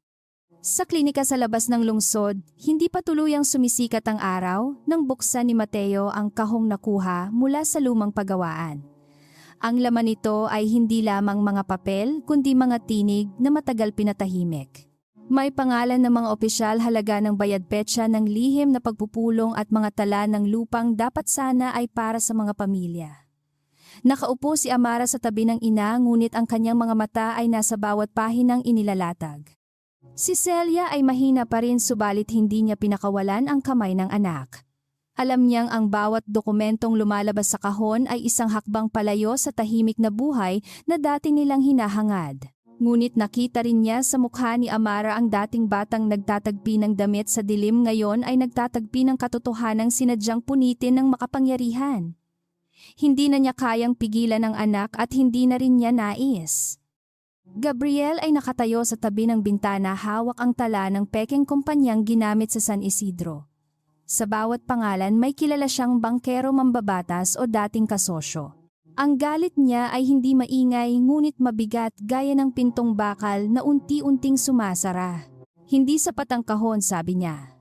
Kailangan natin ng orihinal na record. Kapag kopya lamang ang hawak natin, sasabihin nilang gawa-gawa ito ng babaeng pinagbintangan nilang peking tagapagmana. Dumating ang tugon ni Isabel bago magtanghali. Hindi siya nagpakita agad ngunit nagpadala ng lugar at oras. Lumang konserbatoryo sa likod ng mansyon ng De Vera, hating gabi walang kasama kundi si Amara. Tumutol si Gabriel nang mabasa iyon. Bitag ito, sabi niya. O paghingi ng tulong ng taong hindi marunong humingi, sagot ni Amara. Hindi siya bulag sa panganib ngunit may bahagi sa kanya ang nakauunawa kay Isabel sapagkat pareho silang ginawang anyo ng kagustuhan ni Renato. Hating gabi pumasok si Amara sa konserbatoryo sa pamamagitan ng dating lagusan ng mga hardinero. Hindi siya nag-iisa ng lubusan. Nasa labas si Mateo at mas malayo si Gabriel, nakabantay sa dilim na labag sa kasunduang sinabi ni Isabel. Ngunit sa loob si Amara lamang ang humarap sa babaeng minsang may-ari ng mukha niyang hiniram.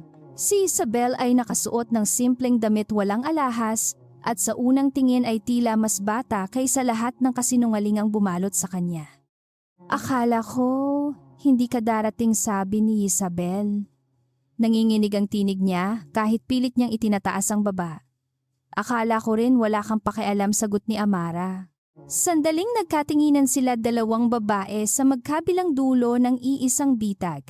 Si Isabel ang ipinanganak sa gintong kulungan, si Amara ang hinila mula sa putik upang maging panakip sa basag nitong rehas. Pareho silang nasugatan ngunit magkaibang paraan ng kanilang pagdurugo. Inabot ni Isabel ang maliit na susi at isang piraso ng telang kulay garing. Sa lumang silid ng pananahi ni Lola Beatriz may baul sa ilalim ng sahig. Nandoon ang mga orihinal na tala. Iniisip ni Papa na walang maghahanap doon dahil matagal nang sarado. Hinawakan ni Amara ang tela. Nakilala niya ang tahi. Iyon ang kaparehong paraan ng pagtatago sa laylayan ng damit ni Isabel. Bakit ngayon, tanong niya. Dahil nakita ko si Mama sa mga record, sagot ni Isabel at nabasag ang tinig. Doon lumitaw ang isang lihim na mas matanda kaysa kasunduan.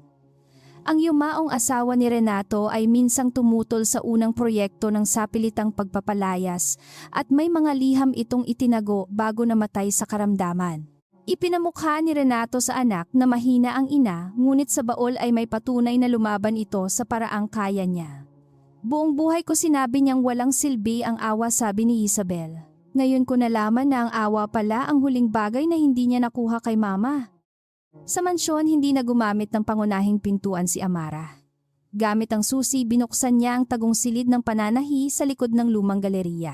Amoy alikabok tuyong bulaklak at telang matagal nang hindi nahahawakan ang loob.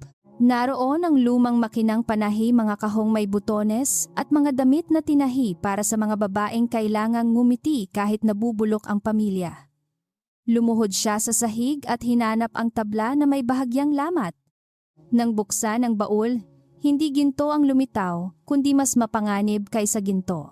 Nandoon ang orihinal na tala ng San Isidro, mga sulat ng pagtutol ng ina ni Isabel at isang itim na kuwaderno na may sariling sulat kamay ni Renato. May listahan ito ng pangalan ng mga taong binayaran, halagang ibinigay, at mga utos na dapat magmukhang legal.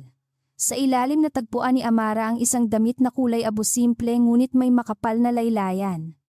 Nang hawakan niya ang damit, naramdaman niya ang kakaibang bigat sa loob ng tahi. Bilang mananahi, alam niyang hindi iyon karaniwang tiklop. Maingat niyang binuksan ang gilid gamit ang maliit na gunting. Lumitaw ang manipis na supot na may maliit na imbakan ng datos at ilang lumang negatibo ng larawan. Napahinga siya ng malalim. Si Beatriz o marahil ang ina ni Isabel ay gumamit din ng tela upang itago ang katotohanan. Ang kasanayang minamaliit ng mayayaman ay naging taguan ng kanilang pagbagsak. Bago siya makaalis, mayabag sa galeriya. Pinatay ni Amara ang ilaw at sumiksik sa likod ng makapal na kurtina. 2 tauhan ni Renato ang pumasok, may dalang radyo at baril. Baka bumalik dito, bulong ng isa. Napigil ni Amara ang paghinga. Sa labas ng bintana nakita niya ang munting ilaw mula sa salamin ni Mateo. Hindi siya makasigaw. Kung gagalaw siya ng mali mawawala ang record bago makarating sa kamay ni Gabriel. Gumapang siya sa ilalim ng mesa habang palapit ang mga yabag. Nang yumuko ang isang tauhan upang tingnan ang baol, kinuha niya ang kahong puno ng karayom at itinapon sa kabilang sulok. Nagkalansing ang metal at parehong napalingon ang mga lalaki. Sa sandaling iyon, tumakbo siya palabas sa makitid na pintuan ng mga tagapaglingkod. Narinig niya ang sigaw, ang yabag at unang putok na tumama sa pader. Ngunit nasa dibdib niya ang kuwaderno at nasa manggas ang imbaka ng datos. Sa hardin sinalubong siya ni Gabriel bago pa siya madapa. Hinila siya nito sa likod ng pader habang dumaraan ang ilaw ng guwardiya. Nasugatan ka ba? Tanong niya, halos bulong ngunit puno ng takot. Hindi sagot ni Amara, hingal na hingal. Pero nakuha ko. Ipinakita niya ang itim na kuwaderno. Sa dilim nakita ni Gabriel hindi lamang ang ebidensiya, kundi ang babaeng paulit-ulit sumusugod sa panganib dahil natutuhan niyang ang takot ay hindi dahilan upang tumigil. Hindi sila nakabalik agad sa ligtas na bahay. Nagpalipat-lipat sila ng sasakyan, dumaan sa likod ng palengke at nagkubli sa lumang kapilya na dating pinupuntahan ni Celia. Doon sinuri ni Mateo ang imbaka ng datos gamit ang maliit na kagamitan. Lumabas sa mga kopya ng mensahe, larawan ng pagpupulong at tala ng bangko na tumutugma sa kahon mula sa pabrika. Ito na ang gulugod, sabi ni Mateo. Pero kailangan pa rin ng taong mula sa loob na magpapatunay na hindi ito itinanim. Tumingin silang lahat kay Isabel nang dumating ito bago magbukang liwayway. Basa ang sapatos niya, walang draper, walang alalay at may pasa sa pulso. Sinundan ako ng tao ni Papa, sabi niya. Nakatakas ako. Hindi siya humingi ng yakap o papuri. Umupo lamang siya sa harap ni Amara at inilapag ang sariling pasaporte. Handa akong magsalita, sabi niya. Pero kapag ginawa ko iyon, hindi na ako anak niya sa mata ng mundo. Mapait siyang ngumiti. Marahil matagal na rin naman akong hindi anak kundi ari-arian. Hindi agad sumagot si Amara.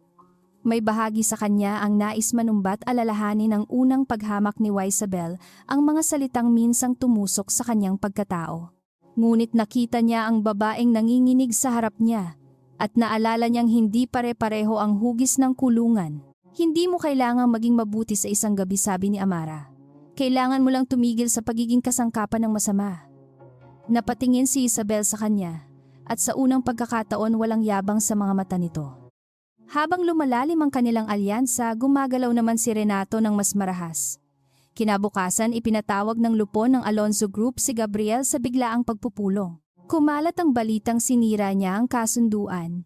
Itinago ang pekeng tagapagmana at inilagay sa panganib ang puhunan ng mga kasosyo. Ang ilan sa lupon ay matagal nang inggit sa kanyang kapangyarihan at ngayon ginamit nila ang iskandalo upang alisin siya para sa kanila. Mas mahalaga ang katahimikan ng merkado kaysa sigaw ng mga pamilyang nawalan ng tahanan. Sa silid ng lupon, mag-isa siyang humarap sa 12 taong nakasuot ng mamahaling kasinungalingan. Pansamantala kang magbibitiw habang iniimbestigahan ang ugnayan mo sa babaeng iyon, sabi ng pinakamatandang direktor. Ang babaeng iyon ay saksi sa krimen, tugon ni Gabriel. At ang proyektong nais ninyong protektahan ay marumi. May ilang nag-iwas ng tingin. Alam niya kung sino ang natatakot, sino ang nabayaran, at sino ang naghihintay lamang kung sinong panig ang mananalo. Wala kang ebidensiyang tatanggapin sa korte, sabi ng isa. Mayroon, sagot ni Gabriel. Ngunit hindi ko ito ilalapag sa mesang maaaring may kamay ni Renato. Tumayo siya, inayos ang Amerikana at iniwan sa kanila ang isang babala. Kapag pinili ninyong iligtas ang presyo ng bahagi kaysa tao, huwag ninyong asahang ililigtas ko kayo kapag nabuksan ang lahat. Sa unang pagkakataon, nakita ng lupon na ang lamig ni Gabriel ay hindi kawalan ng damdamin, kundi disiplinadong galit. Paglabas niya, naghihintay si Amara sa sasakyan, may benda pa rin sa balikat, ngunit tuwid ang upo. Tinanggal kanila, tanong niya. Sinubukan nila, sagot ni Gabriel. Pansamantala raw akong lalayo. Dapat sana ay mag-alala siya, ngunit napansin ni Gabriel ang kakaibang katahimikan sa mukha niya. Hindi ka natatakot para sa akin. Natatakot, sagot niya. Pero mas natatakot ako kung mananatili ka sa upuang kailangang patahimikin ka. Minsan, mas malaya ang taong pansamantalang nawalan ng titulo. Napangiti si Gabriel, pagod ngunit tunay. Alam mo bang kakaiba kang magbigay ng lakas? Sanay akong magbigay ng kape sa mga taong puyat sa pananahi, sagot ni Amara. Iyon ang bersyon ko ng talumpati. Sa gitna ng gulo natawa siya ng mahina. Ang tunog na iyon ay mabilis na nawala ngunit sapat upang ipaalala sa kanilang dalawa na hindi lamang sila ebidensiya, kaso at panganib. May puso pa rin silang humahanap ng liwanag kahit nasa gitna ng pinakamahabang gabi. Sa hapon nagtipon sila sa ligtas na bahay upang bumuo ng plano. Hindi sapat na magpadala ng dokumento sa ilang pahayagan dahil kayang bilhin ni Renato ang marami sa mga iyon. Kailangan nilang ilabas ang katotohanan sa harap ng lahat sa oras na hindi na niya kayang pigilan. Nakatakda kinabukasan ang malaking pagtitipon ng De Vera Holdings at Alonso Group para ipahayag ang pinalawak na alyansa. Kahit suspendido si Gabriel, naroon ang media, mamumuhunan at mga kinatawan ng pamahalaan. Doon tayo magsasalita, sabi ni Amara. Nagtaas ng kilay si Mateo. Doon ka rin nila sisirain. Sinisira na nila ako, sagot niya. Ang kaibahan bukas, makikita nila akong nakatayo. Si Isabel ay tahimik na nakatingin sa kanyang mga kamay. Ako ang unang aakyat, sabi nito. Ako ang magsasabing ako ang tunay na Isabel at ginamit ni Papa si Amara. Huminga siya ng malalim. Pagkatapos ibibigay ko ang liham ni Mama at ang record mula sa baol. Hindi agad pumayag si Gabriel. Kapag ginawa mo iyan, maaaring kasuhan ka rin. Tumango si Isabel. Mas mabuti iyon kaysa mabuhay na dekorasyon sa krimen. Tumingin siya kay Amara. Hindi ko maibabalik ang ginawa sa'yo, pero maaari kong tigilan ang pagtatago sa likod mo. Sa pagitan ng dalawang babae may katahimikang hindi pa pagkakaibigan ngunit maaaring maging simula ng pagpapatawad.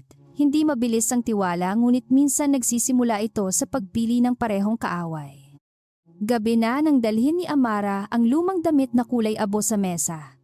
Muli niyang tinahi ang binuksang laylayan, ngunit ngayon itinago niya sa loob ang kopya ng pinakamahalagang tala at maliit na imbakan ng datos.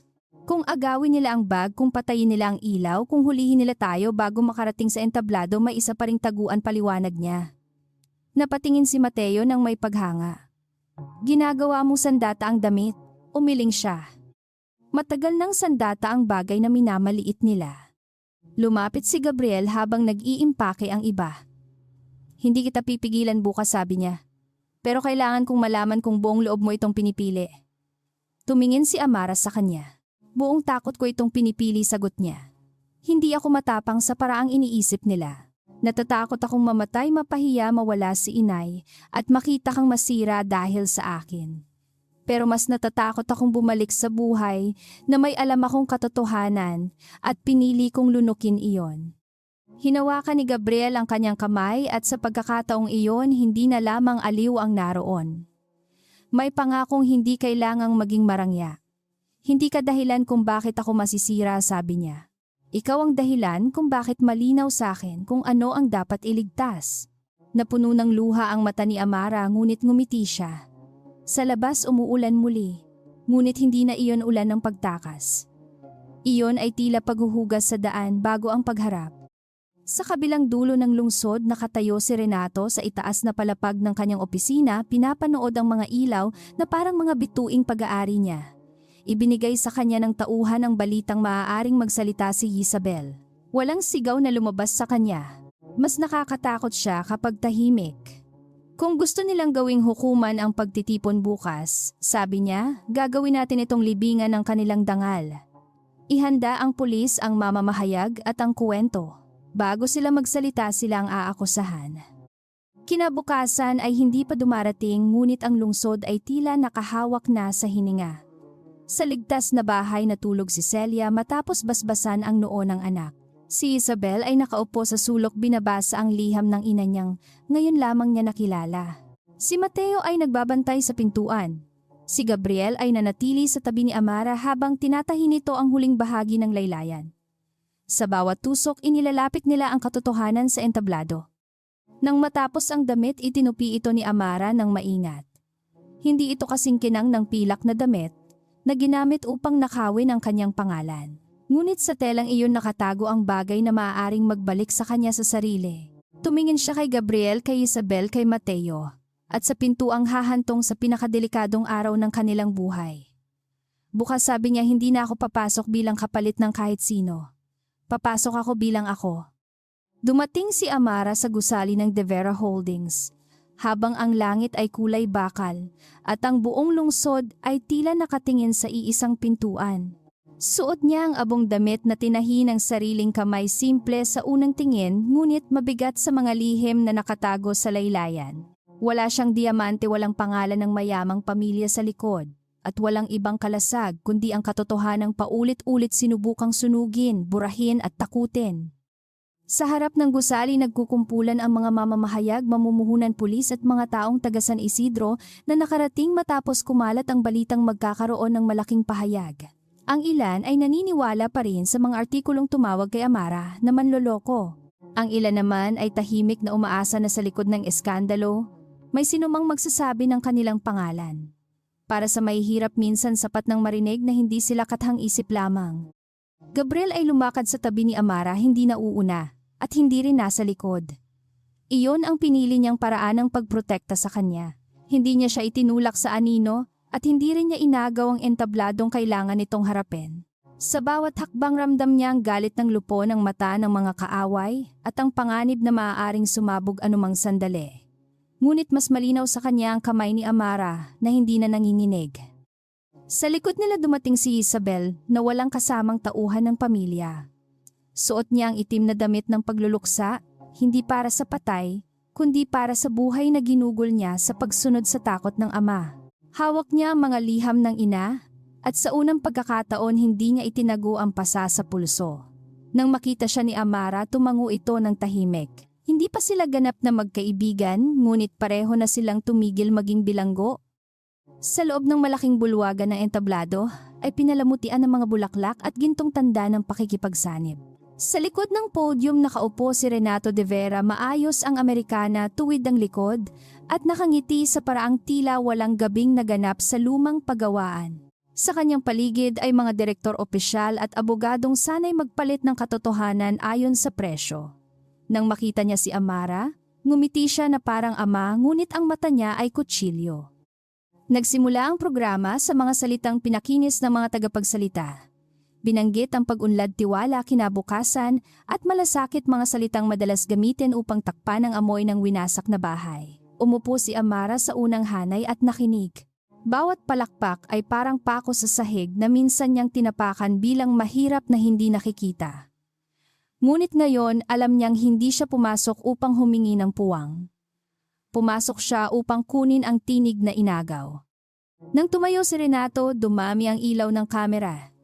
Sa mga nakaraang araw, panimula niya ang aming pamilya at ang aming mga kasosyo ay naging biktima ng isang mapanganib na panlilinlang. Bumaling siya kay Amara, sapat na malungkot ang mukha para sa mga lente.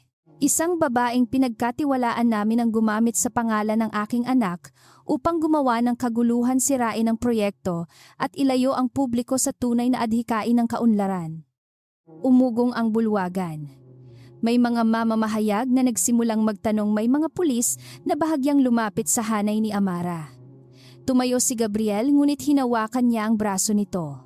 Hindi upang pigilan dahil takot siya, kundi upang ipaalala na ito ang sandaling kailangan niyang harapin ng sarili. Tumingin siya sa kanya at sa tinging iyon ay naroon ang lahat ng hindi nila nasabi. Naniniwala ako sa iyo. Tumayo ka. Hindi ka nag-iisa. Tumayo si Amara. Hindi niya hinintay tawagin ang pangalan na hindi na niya tatanggapin mula sa bibig ng kaaway. Umakyat siya sa entablado habang nagkakagulo ang mga bantay. Ako ang babaeng tinutukoy ni Don Renato, sabi niya malinaw kahit walang mikropono sa una. Ang bulwagan ay natahimik sa lakas ng boses na hindi sanay marinig mula sa babaeng mahirap. Inabot niya ang mikropono mula sa isang nagulat na tauhan. Ngunit hindi ako magnanakaw ng pangalan. Ninakaw muna nila ang akin. Nakita niyang namuti ang labi ni Renato ngunit hindi pa ito gumalaw. Sa harap ng lahat itinuloy niya. Ang pangalan ko ay Amara Celeste Santos. Mananahi ako. Kinuha ako ng pamilyang De Vera upang gampanan si Isabel matapos tumakas ang tunay na anak ni Renato mula sa kasunduang ayaw niya. Ginamit nila ang karamdaman ng aking ina, ang utang namin sa ospital. at ang takot kong mawala ng natitirang pamilya upang mapasunod ako. Sumabog ang mga tanong, ngunit itinaas ni Amara ang kamay. Hindi siya sumigaw. Hindi niya kailangang maging marahas upang pakinggan. Oo, nagsinungaling ako tungkol sa pangalan. Oo, pumasok ako sa mundong hindi akin. Ngunit ang kasinungalingang iyon ay hindi nagsimula sa akin. Nagsimula ito sa lalaking naniniwalang ang mahirap ay maaaring isuot itapon at palabasing salarin kapag hindi nakapaki-pakinabang. Tumingin siya kay Renato at hindi na siya yumuko. Bumangon si Renato ngunit bago siya makalapit umakyat si Isabel sa entablado. Ang ingay ay muling naputol. Ang tunay na tagapagmana ay humarap sa mga kamera maputla ngunit matatag. Totoo ang sinabi niya wika ni Isabel. Ako si Isabel de Vera. Ako ang tumakas. Ngunit hindi ko kailanman pinahintulutan ng ama ko na gamitin si Amara, takutin ang ina niya o burahin ang mga pamilya sa San Isidro. Inilabas niya ang mga liham ng ina at inilapag sa podyum. Ang mga abogado ni Renato ay nagkagulo ngunit huli na. Sa malaking tabing ng bulwagan lumitaw ang mga dokumentong ipinadala ni Mateo sa ligtas na kagamitan. Nakita ng lahat ang dalawang listahan ng residente, ang pekeng kumpanya, ang tala ng bayad sa mga opisyal at ang kopya ng kasunduang ipinilit kay Amara. Ang munting imbakan ng datos mula sa laylayan ng damit ay naging salamin na hindi kayang takpan ng yaman. Sa likod ng ginto lumabas ang amag. Gabriel ay umakyat sa entablado ngunit hindi upang sagipin si Amara mula sa pagsasalita. Tumayo siya sa gilid at humarap sa lupon ng sariling kumpanya. Bilang pinuno ng Alonzo Group, ipinapahayag kong sinuspinde ang lahat ng proyektong may kaugnayan sa De Vera Holdings hanggang matapos ang investigasyon. Ang lahat ng pamilyang naapektuhan sa San Isidro ay bibigyan ng pansamantalang tahanan legal na tulong at bayad mula sa pondong hindi dapat nakarating sa bulsa ng mga tiwali. May mga direktor na sumigaw ng pagtutol ngunit nahuli sila ng mga lente habang nag-iwas ng mata sa mga dokumentong lumilitaw. Ang ilan sa mga opisyal na nakaupo sa unahan ay tumayo upang umalis ngunit hinarang sila ng mga ahenteng pumasok mula sa gilid. Hindi sila pulis na binayaran ni Renato. Sila ay mula sa tanggapang matagal ng tahimik na nag-iimbestiga matapos makatanggap ng kopya mula kay Mateo. Sa wakas may pintong hindi nabili ng De Vera. Renato ay tumingin sa paligid at sa unang pagkakataon hindi niya makita kung saan siya tatakas. Ang mga taong dati niyang pinakain ay umatras upang hindi madungisan. Ang mga mamamahayag na binayaran niya ay nagbago ng tanong nang maramdamang mas malaki ang kwento kaysa suhol. Ang anak niyang inakala niyang pag-aari ay nakatayo laban sa kanya. Ang mahirap na babaeng minamaliit niya ay hawak ang entabladong itinayo niya para sa sariling tagumpay. Mga kasinungalingan sigaw ni Renato ngunit kumalat ang takot sa tinig niya. Lahat ito ay gawa-gawa ni Gabriel upang agawin ang kontrol. Humarap si Amara sa kanya, hindi nagalit ang nangingibabaw, kundi malinaw na lungkot. Hanggang huli, iniisip ninyo na lahat ay tungkol sa kapangyarihan. Hindi ninyo makita na may mga taong lumalaban dahil pagod na silang tapakan. Ipinakita niya ang larawan ng batang iniligtas sa sunog at ang pangalan ng pamilyang binura sa listahan. Doon nagsimulang umiyak ang isang babaeng taga San Isidro sa likod ng bulwagan. Sumunod ang isa at isa pa hanggang ang katahimikan ng mayayaman ay napalitan ng mga tinig na matagal pinahina. Narito kami, sigaw ng matandang babaeng nagbigay ng resibo kay Amara. Hindi kami numero. Ang simpleng pangungusap ay naging alon. Sa bulwagan ng salapi ang mga taong laging pinapapirma, nang hindi pinapaliwanag ay nagsimulang tumayo sa sariling paa. Lumapit ang mga ahente kay Renato. Sandali siyang lumaban, hindi sa lakas ng katawan kundi sa ugaling sanay utusan ng mundo. Hindi ninyo ako maaaring hulihin, sabi niya. Alam ninyo ba kung sino ako? Walang sumagot sapagkat sa oras na iyon ang tanong ay nawalan ng kapangyarihan. Nang ilagay ang posa sa kanyang pulso, tumingin siya kay Amara na may puot na halos nakakaawa. Ikaw ang sumira sa akin, sabi niya. Umiling si Amara. Hindi. Ginawa ninyo iyon matagal na. Ako lang ang tumangging manahimik habang bumabagsak kayo. Inalis siya ng mga ahente sa entablado at ang kamera ay sumunod sa lalaking minsang inakala ang sarili na mas mataas kaysa batas. Hindi nagdiwang si Amara. Hindi siya tumawa, hindi nagtaas ng kamao. Ang hustisya kapag dumating matapos ang maraming sugat ay hindi laging parang pista. Minsan parang unang paghinga matapos muntik malunod. Pagkatapos ng kaguluhan, lumapit si Gabriel kay Amara. Sa likod nila si Isabel ay tahimik na umiiyak habang binabasa ng mga mamamahayag ang liham ng ina nito. Ginawa mo iyon ng mag-isa, sabi ni Gabriel. Napatingin si Amara sa kanya. Hindi mag-isa. Nasa tabi ka. Pero ikaw ang nagsalita. Bahagya siyang ngumiti, pagod at nasasaktan ngunit malaya. Matagal kong hinintay marinig ang sarili kong pangalan nang hindi ako natatakot. Hindi ko na ito ibabalik sa sinuman.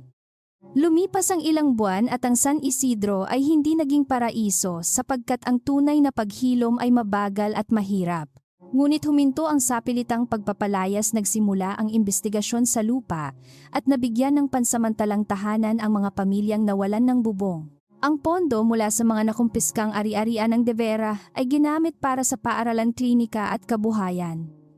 Hindi perpekto ang hustisya, ngunit sa unang pagkakataon mayroon itong pinto na binuksan para sa mahihirap. Si Isabel ay nagpatotoo laban sa ama at umalis muna sa lungsod pagkatapos ng pagdinig. Bago siya umalis, pumunta siya kay Amara, dala ang lumang makinang panahini ni Beatriz. Mas nararapat ito sa iyo, sabi niya. Tinanggap iyon ni Amara hindi bilang gantimpala, kundi bilang alaala ng mga babaeng tumahi ng lihim upang balang araw may makapagsalita. Hindi nila niyakap ang isa't isa, ngunit naghawak sila ng kamay at minsan sapat na iyon para magsimula muli. Si Celia ay unti-unting gumaling sa klinikang malapit sa dagat. Madalas siyang umupo sa veranda habang pinapanood si Amara na nagtuturo ng pananahi sa mga babaeng nawalan ng hanapbuhay. Sa tabi ng mesa may mga batang tumatawa, may tela, may karayom at may bagong anyo ng dangal. Hindi na nagtatahi si Amara upang mabuhay lamang. Nagtatahi siya upang ipaalala sa sarili at sa iba na ang kamay na minsang ginamit sa pagsunod ay kayaring lumikha ng kalayaan. Gabriel ay bumalik sa Alonso Group matapos mapatalsik ang mga direktor na napatunayang kasabwat. Ngunit nagbago ang paraan niya ng pamumuno. Hindi na lamang bilang lalaking mahusay magbasa ng kontrata, kundi bilang taong natutong maghanap ng mukha sa likod ng bawat bilang. Madalas siyang pumunta sa maliit na paggawaan ni Amara, hindi dala ang seguridad at karangyaan, kundi kape, payapang ngiti at katahimikang hindi humihingi ng anumang pagbabalat kayo. Isang hapon habang lumulubog ang araw sa dagat, natagpuan ni Gabriel si Amara sa ilalim ng punong may puting bulaklak. Hawak nito ang abong damit na minsang nagtago ng ebidensiya. Itatago mo pa rin iyan, tanong niya. Oo, sagot niya. Paalala ito na hindi lahat ng payak ay mahina. Lumapit siya, ngunit gaya ng dati hinayaan niyang siya ang pumili ng pagitan. At ako, tanong niya, ano ang paalala ko sa'yo? Tumingin si Amara sa kanya at sa mga mata niya ay wala na ang dating takot na laging handang tumakas. Na may kapangyarihang hindi kailangang manakit para maging malakas, sagot niya. At may pag-ibig na hindi kailangang magsinungaling para manatili. Hinawakan ni Gabriel ang kamay niya at sa pagkakataong iyon, walang kamera, walang kasunduan, walang pangalan ng pamilya sa pagitan nila. May dalawang taong nakaligtas sa apoy at piniling huwag gawing abo ang puso. Hindi naging madali ang kanilang pagmamahalan. May mga araw na bumabalik ang bangungot kay Amara, mga gabing nagigising siyang hinahanap ang ina ang listahan ng pinto palabas. May mga araw ding dinadala ni Gabriel ang bigat ng mga desisyong ginawa niya at mga taong nabigo niyang makita noon. Ngunit sa bawat pagkakataon, natutunan nilang ang pag-ibig ay hindi lunas na biglang nagbubura ng sugat. Ito ay kamay na nananatili habang naghihilom ang balat. Sa huling pagdinig, nahatulan si Renato sa maraming kasong katiwalian, pananakot, pandaraya, at pagkakasangkot sa sapilitang pagpapalayas. Nang dalhin siya palabas, hindi na siya tumingin kay Amara. Marahil dahil wala na siyang kapangyarihang iparamdam sa kanya na maliit siya. Sa labas ng hukuman, sinalubong siya ng mga taga San Isidro hindi bilang santo kundi bilang kasamang tumayo. Iyon ang pinakamatapat na parangal na natanggap niya. Pagkaraan ng isang taon, binuksan ni Amara ang unang paaralan ng pananahi at karapatang pangkabuhayan sa bagong gusali ng San Isidro. Sa pintuan, walang nakaukit na pangalan ng mayamang angkan. Ang nakasulat lamang ay bahay ng tunay na pangalan. Si Celia ang unang pumasok kasunod si Gabriel, Mateo, Isabel, na bumalik para sa pagbubukas at mga pamilyang minsang inalis sa listahan. Sa loob nakahanay ang mga makinang panahi na parang mga pusong muling natutong tumibok. Nang magbigay ng maikling salita si Amara, hindi siya nagpakilala bilang biktima, pekeng tagapagmana o babaeng minahal ng makapangyarihang lalaki. Ako si Amara Santos, sabi niya payapa at buong buo. Anak mananahi, saksi, at taong minsang natakot ngunit hindi tuluyang natahimik. Sa tabi niya ngumiti si Gabriel sapagkat iyon ang babaeng minahal niya. Hindi dahil naging tiyak siyang tulad ng tiara, kundi dahil nanatili siyang totoo kahit pinagbayaran niya iyon. At nang matapos ang palakpakan, lumabas sila sa harap ng gusali, kung saan naglalaro ang mga bata sa ligtas na daan. Hindi na kailangang maging tiyak na mayaman si Amara upang makapasok sa mundo ng kapangyarihan. Binago niya ang kahulugan ng pagpasok. Hindi siya naging tiara sa ulo ng iba ni palamuti sa tabi ng sinumang lalaki. Siya ay naging sariling tahanan, sariling pangalan at sariling katotohanan. Sa tabi niya, hindi siya pinili ni Gabriel bilang lihim. Pinili niya siya sa liwanag.